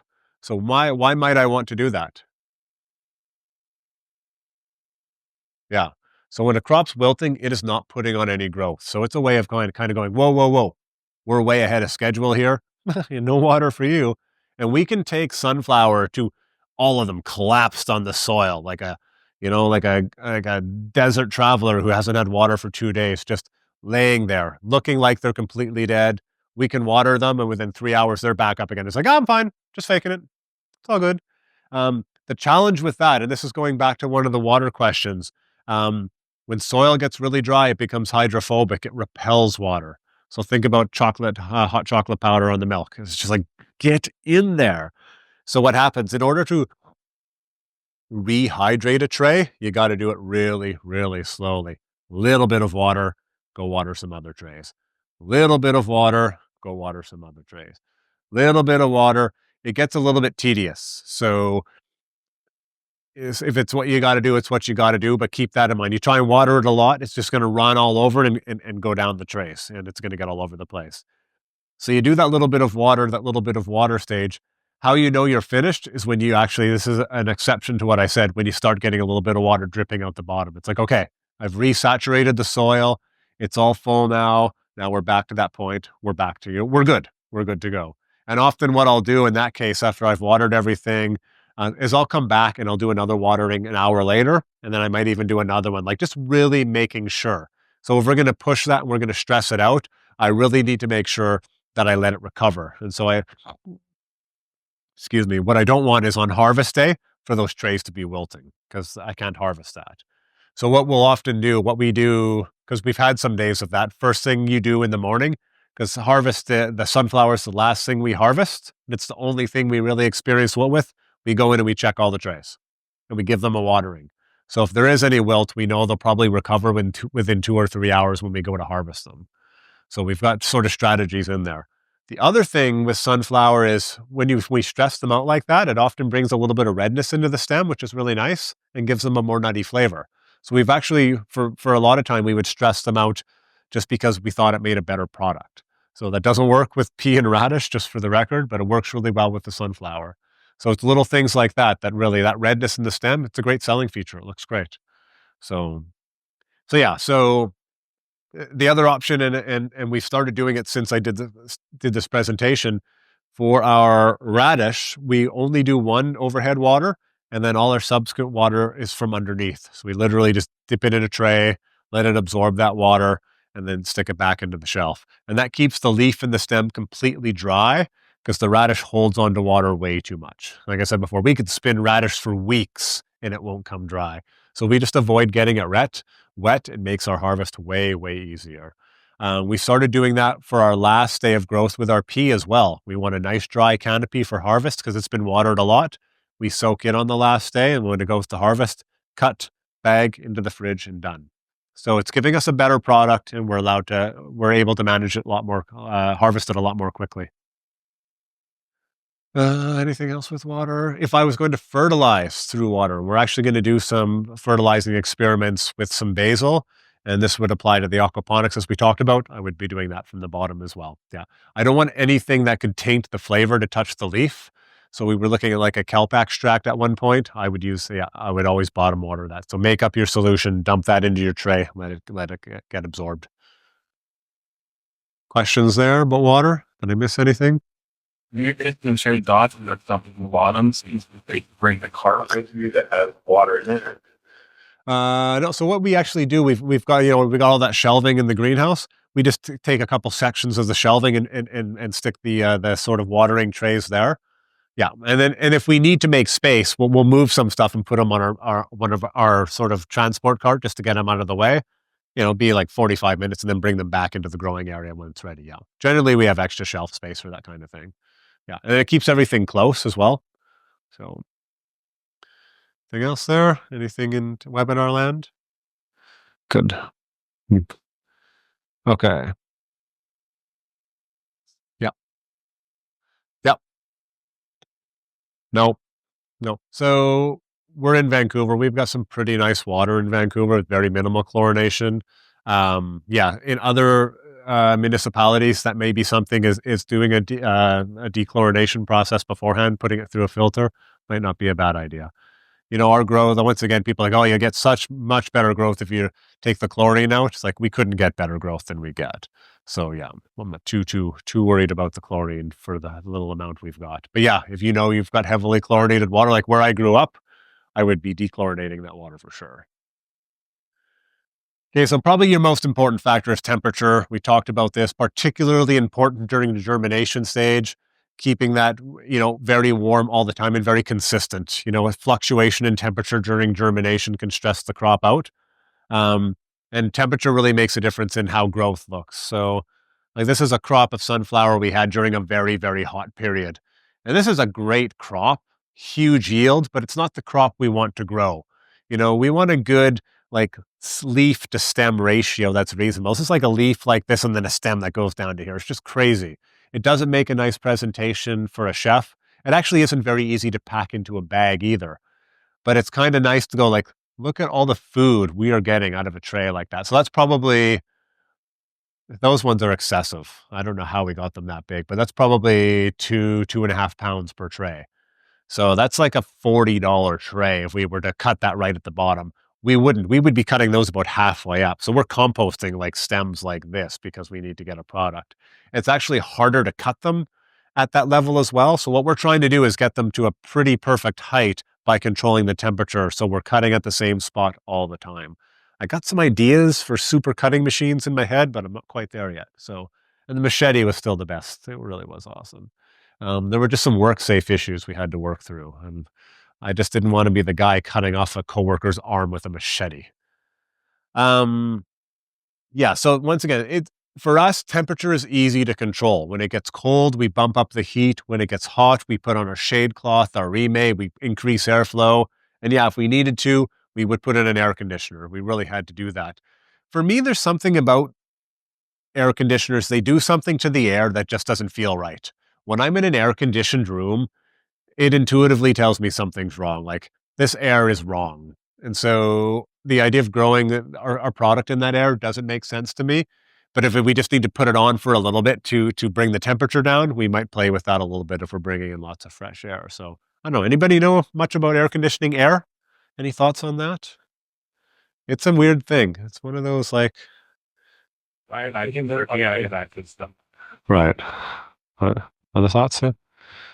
Yeah. Anyways, I'd be curious to know. So, podcast. Yeah. So when the figure out lights on, especially here. I've got fans going all the time, 24 hours a day. We've got 11 fans going. So what we've got is we've got 2 fans facing that way up top. And then at the far end, we've got one pointing down and we've got 2 facing the other way down below. So we're trying to create an air circulation like this. Typically in greenhouses, it's like this, but that assumes all your production's in the middle. So we've got a flow that goes like this with about 4 or 5 fans. And then because we're really obsessive about dry radish, like for every section of bench, we've got all these fans that are sort of up above the radish and sort of pointing towards them to keep them dry. And then we've got another one over by our wheatgrass to sort of blow through that as well. So yeah, we've got a lot of fans in there. Way more than is recommended, but it just seems to be what we've needed, and it's always mixing the air. So yeah. It can, yeah. So we've got most of it is indirect on the crops. The one above the radishes, I try not to aim them right down, but sort of skim over top of them. And we don't see, so there's a certain distance from the fan where the tray gets a little bit drier, but we haven't had any wilt or anything from that. So it's worked out pretty good so far. So it's just one of those things we're always paying attention to. So 24 hours a day, 365 days a week. Yeah. Or a year. Yeah. All the time. You mentioned you guys track humidity, man. What do you typically see for? So we have a dehumidifier running 24/7 as well, and it's set to turn off at 60% relative humidity. I've never seen it shut off. Yeah. So we're in a very, very moist climate, and we're often bringing in fresh air. So we're removing stuff from the greenhouse, and then the fan comes on and brings all this fresh humidity in. Whenever we're watering, we're adding. There's constant transpiration from the plants. So yeah, it's just drawing it out. So we've got 2 options. Our dehumidifier has like a bin to catch water, or we've got a hose that moves out. If the hose gets clogged, that thing fills up within about 2 hours. So we're pulling pints and pints out of there every hour. Yeah, just constantly going. So if we keep that going, humidity's fine. I'm trying to get it by, in my mind, I think our data logger is broken, but we're usually, so let's step aside here. So there's a relationship between temperature and relative humidity. So we don't talk about humidity in climate talk. We talk about relative humidity. So relative humidity means the amount of moisture that's in the air relative to how much it can hold. And as the temperature goes up, the air can hold more humidity, can hold more moisture. So if we want to lower our humidity, we can actually bump up the temperature and our relative humidity goes down because the air can hold more at a higher temperature. So we do get a lot of fluctuation in humidity. So Am I answering a question here, or am I just ranting now? Because I was going to make a point, and now I forgot what it is. But I've forgotten the point. In terms of what my ideal sort of relative humidity is, my goal was always to keep it relative to where the temperature usually sits, was to try to keep it below 80%, which is still higher than we'd like it. But yeah, we're trying to get sort of 70 to 60. So I don't know how it looks. I imagine in Georgia, it's really dry. So I imagine that's going to be a strong advantage. I don't know if there's a situation where you need to humidify, but keep that in mind. Dry conditions are usually good because it creates a bigger gradient between the plant and the outside environment, which means water can come up through the crop more easily. So in a drier climate, you may be watering more often, even in cooler conditions, because the transpiration might happen at a higher rate. So keep that in mind in terms of your watering strategies, for sure. Okay. Where are we at here? Temperature questions. Okay. So harvesting here. Okay. So there's actually multiple methods of harvesting. So here's our cutting bit here. We're cutting, rinsing, picking hulls, draining, spinning, packaging. This is our sunflowers. This might be our pea. And then at the end, that might be our radish. So there's different strategies for different crops. Ideally, cut and package everything. It's just, obviously it's the easiest process, but certain things are going to have, certain requirements. So we'll just sort of go through these fairly quickly. I'm going to show you our sort of layout again. So once again, we've got this laid out. Actually, going to bring it up. So we've got where we put our tray, we do a primary rinse, and then we put them into a second bin of water. So we started doing that because this water takes away a lot of the field heat right away, and we can quickly change that water. Changing this huge tub of water takes way more time than changing a smaller bin, and it takes most of the debris as well. So when this water gets too warm or too dirty, we just change it really quickly and get a new system in. It keeps our secondary rinse bin very, very clean. The secondary bin is where we do all our hull picking, because when you're picking hulls, you want to have as much space as possible so you can sort of shift the sprouts out of the way, work your way through them, pick the hulls as you go. And once they've sort of moved from one side of the bin to the other, you can take them out, stick them into the drainage bin there, and then they go into the spin process. In terms of cutting, I can't remember what I've talked about today already and what I talked about in the other talks. We do 90% of our cutting with a very, very sharp knife. A knife gives you a nice cut. We did talk about this today, whereas the scissors will tear a little bit. So with the finer stuff, we often have to use the scissors. We're just careful to do small bits at a time. But generally, we do it with the knife in just little handfuls at a time. And we sharpen our knife a lot. So if you're ever in the kitchen, you got the guy on the steel all the time. We're doing that every couple of trays, actually.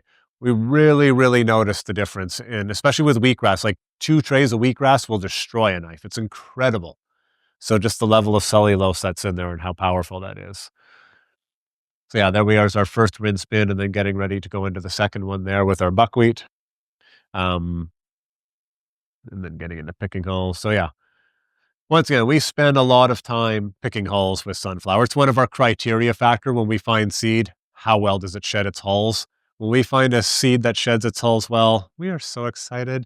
We didn't grow buckwheat for 2 years because we were just so sick of picking hulls. We could not find a way to get the buckwheat to shed hulls. We have actually adjusted our method, and we're finding it's pretty good now. But picking hulls it's a tedious process. We set the bar high for giving a clean product to the market in the beginning, and now we've got to continually meet that standard. And I resent my younger self every single day for that.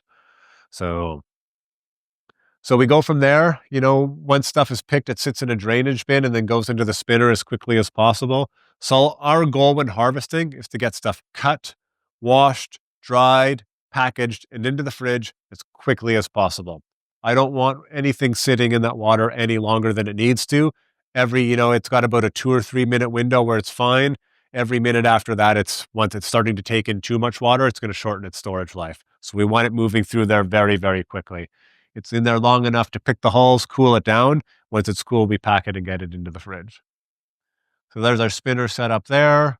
Goes right. So they get to drain a little bit here, so we're getting rid of a lot of the water. Going into the spinner, another good spinner shot there. So you can see there's no agitator in here. And most washing machines don't have agitators anymore. It's kind of this new thing. It's also a stainless steel drum. So something to consider, and this was why we chose this one. There's a lot of this nanotechnology shit going on. And so you buy a washing machine, it's like, it's got, microbial, colloidal silver or whatever it is in there. I don't know that that stuff should be around seed. This didn't have it on it. I don't know that I could get a washing machine without that anymore. A lot of the clothing has it now because apparently we stink. So yeah, it's something to be mindful of. I don't know that that would technically be allowed in food production. So we looked along for that. Some of the bins aren't stainless steel; they're plastic, so we had to look for a stainless bin as well. Okay, so here's the little video. So this is us doing a 2-person harvest with sunflower. You can get a sense of our flow here. So we the two of us we'll often do it between 2 and 4 people, and we're just sort of an assembly line. One of us picking, and we'll shift between the different stations depending where we're at. So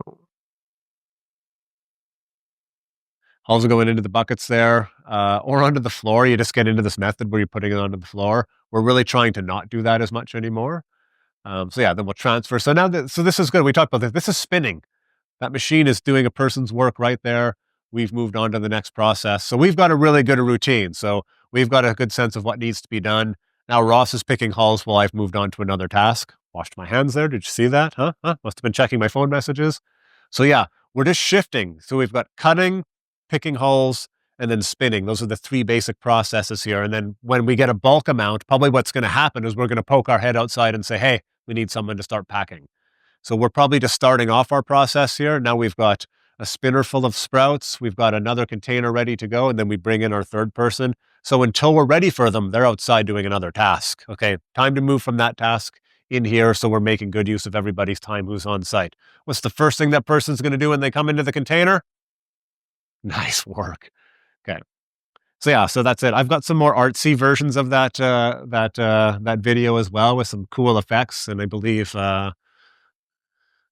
it's clutch on that one as well. So I'm kind of into the heavier rock music myself. So question here. It's roughly from the time you the plant start cutting in until it goes the brain.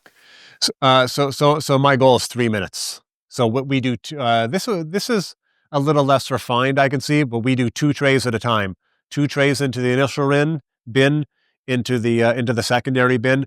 The cutter will move and start picking hulls. When you've picked 3/4 of the hulls, the cutter moves back, does 2 more trays. The other person finishes up. By the time I've gone here, the cutter has the next 2 trays going. We're just working to have no gaps in our production at all. Yeah, it's a bit neurotic, but it's just like we want to get out of there. We want to go skiing, so yeah, the quicker we go through, the better. Just bring on spin cycle in the wash. Yeah. So we kind of have to go through for the doot, spin. Yeah. Some of them you can, this is all electronic. Some of them you can actually just get rigged it up. So all it'll do is spin. Yeah. VOK, spinning up, you do the same thing.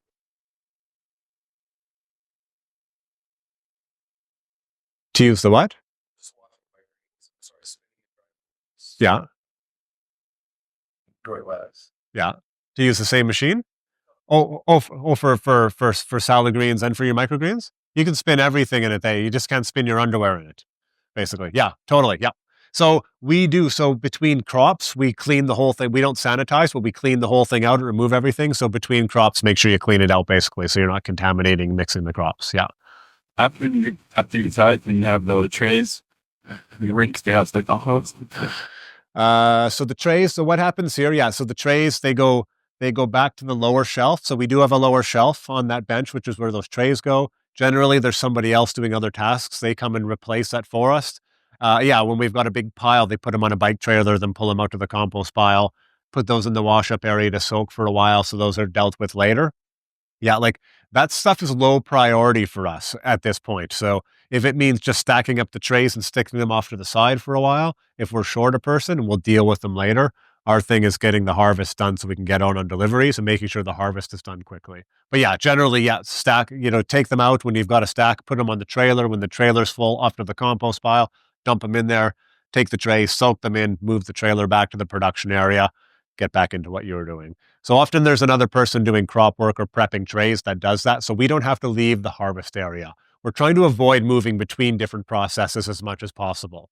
So if I come out and I dump trays and come back into harvest, I actually make sure to wash my hands really, really well.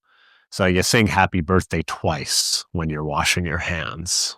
This is what you're supposed to do. In between your fingers and all that stuff. Okay. More questions there? Good questions, by the way.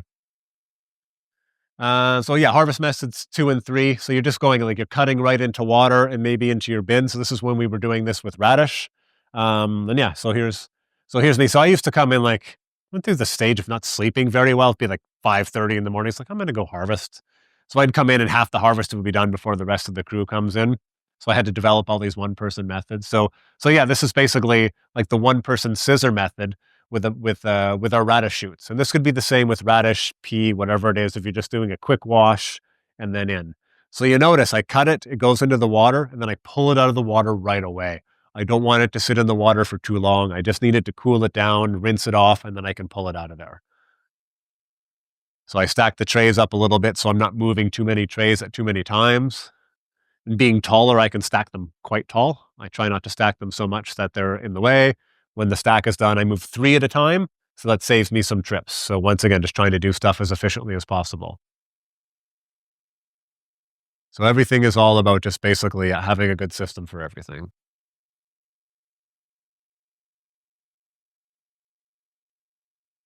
Some of the shorter folks don't like this method, and that's okay. Yeah, we used to have a little thing we had for some people to stand on, actually, yeah. So me, I'm 6 feet. My one partner, Ross, is 6'2".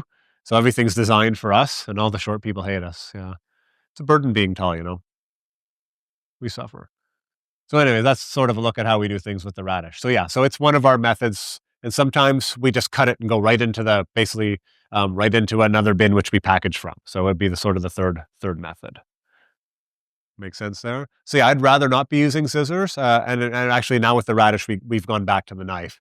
We had gone that way because the knives we had, we just couldn't get them sharp anymore. We didn't kind of realize it, and now we've got brand new knives. We've got an actual knife sharpener, so we sharpen the knives before every harvest, and we use the steel with every few trays, so our knives are always really, really sharp. They cut like butter through everything, and if they're not cutting like butter through everything, they're not sharp enough. So that's basically our spinning area. So our drainage bin, our spinner, going to the stainless steel bowl, which we're doing our weighing. There it is with some product in it. We've seen these shots before already. Let's just recycle some of these photos a little bit because I'm not paying attention, obviously. So someone talked about laying stuff out and drying them. So here is a method. These are I think this is arugula. So yeah, some folks do that. And we did it for a while with our radish because we were trying to find ways to get it dry before we realized to not get it wet in the first place. It's just another step. And we just, we figured it out and got rid of that. And then for some reason, I'm just going to show you this picture again. So, okay. So anyways, it gets packed right away. That's our small bag, which we talked about before. The nice thing about them is they're fairly easy to pack. So we usually do our small bags first to get them out of the way and then move on to our big bags. And then basically, as soon as they're done, as we talked about before, they're getting packed into the cooler so they're ready for delivery right away. And other stuff is getting packed into the fridge so it's ready for the farmer's market. First thing we do in the morning, go to each fridge, check the temperature, record it on our phone. And then we're off to the market. Of the fridges, yeah. So same thing, like why do we record that? Because if I come in one day and the fridge is 12 degrees, there's a problem with the fridge and it's not going to keep the sprouts cold. So we're constantly monitoring, looking for a big change to make sure we can respond to it pretty quickly. There's our farmer's market setup. This is the Aletown market where we pull that whole trailer with all the sprouts to the market and everybody thinks we're superheroes. It's super awesome. Okay. So we're at 3:33. We're only in the room till 4 o'clock, so you don't get a break. We're going to move on to this last section here, which is crop planning and record keeping, which are kind of one and the same. Any questions on production there? Does that make sense to see all that process that fast? So there's a bunch of systems there. You can take a look online. There's more videos which describe a lot of stuff. I think we're going to do a few more. We've refined the process a little bit, do a little bit more time lapse, because sometimes the time lapse is the best way to see things, see a flow. And I think I've got one that actually it's a 4-minute time lapse that actually goes through our full harvest. So just to see how we switch between crops. And then I've been talking with Diego about putting a little something together to really go through this stuff. So we might end up with the whole video series. So because you've been here, you might just be lucky and we'll give that to you for free. So we'll see. It's good to review this stuff. Like this is great, but you'll forget half of this by the time you get home. So being able to review stuff and just remember things, I think is going to go a long way.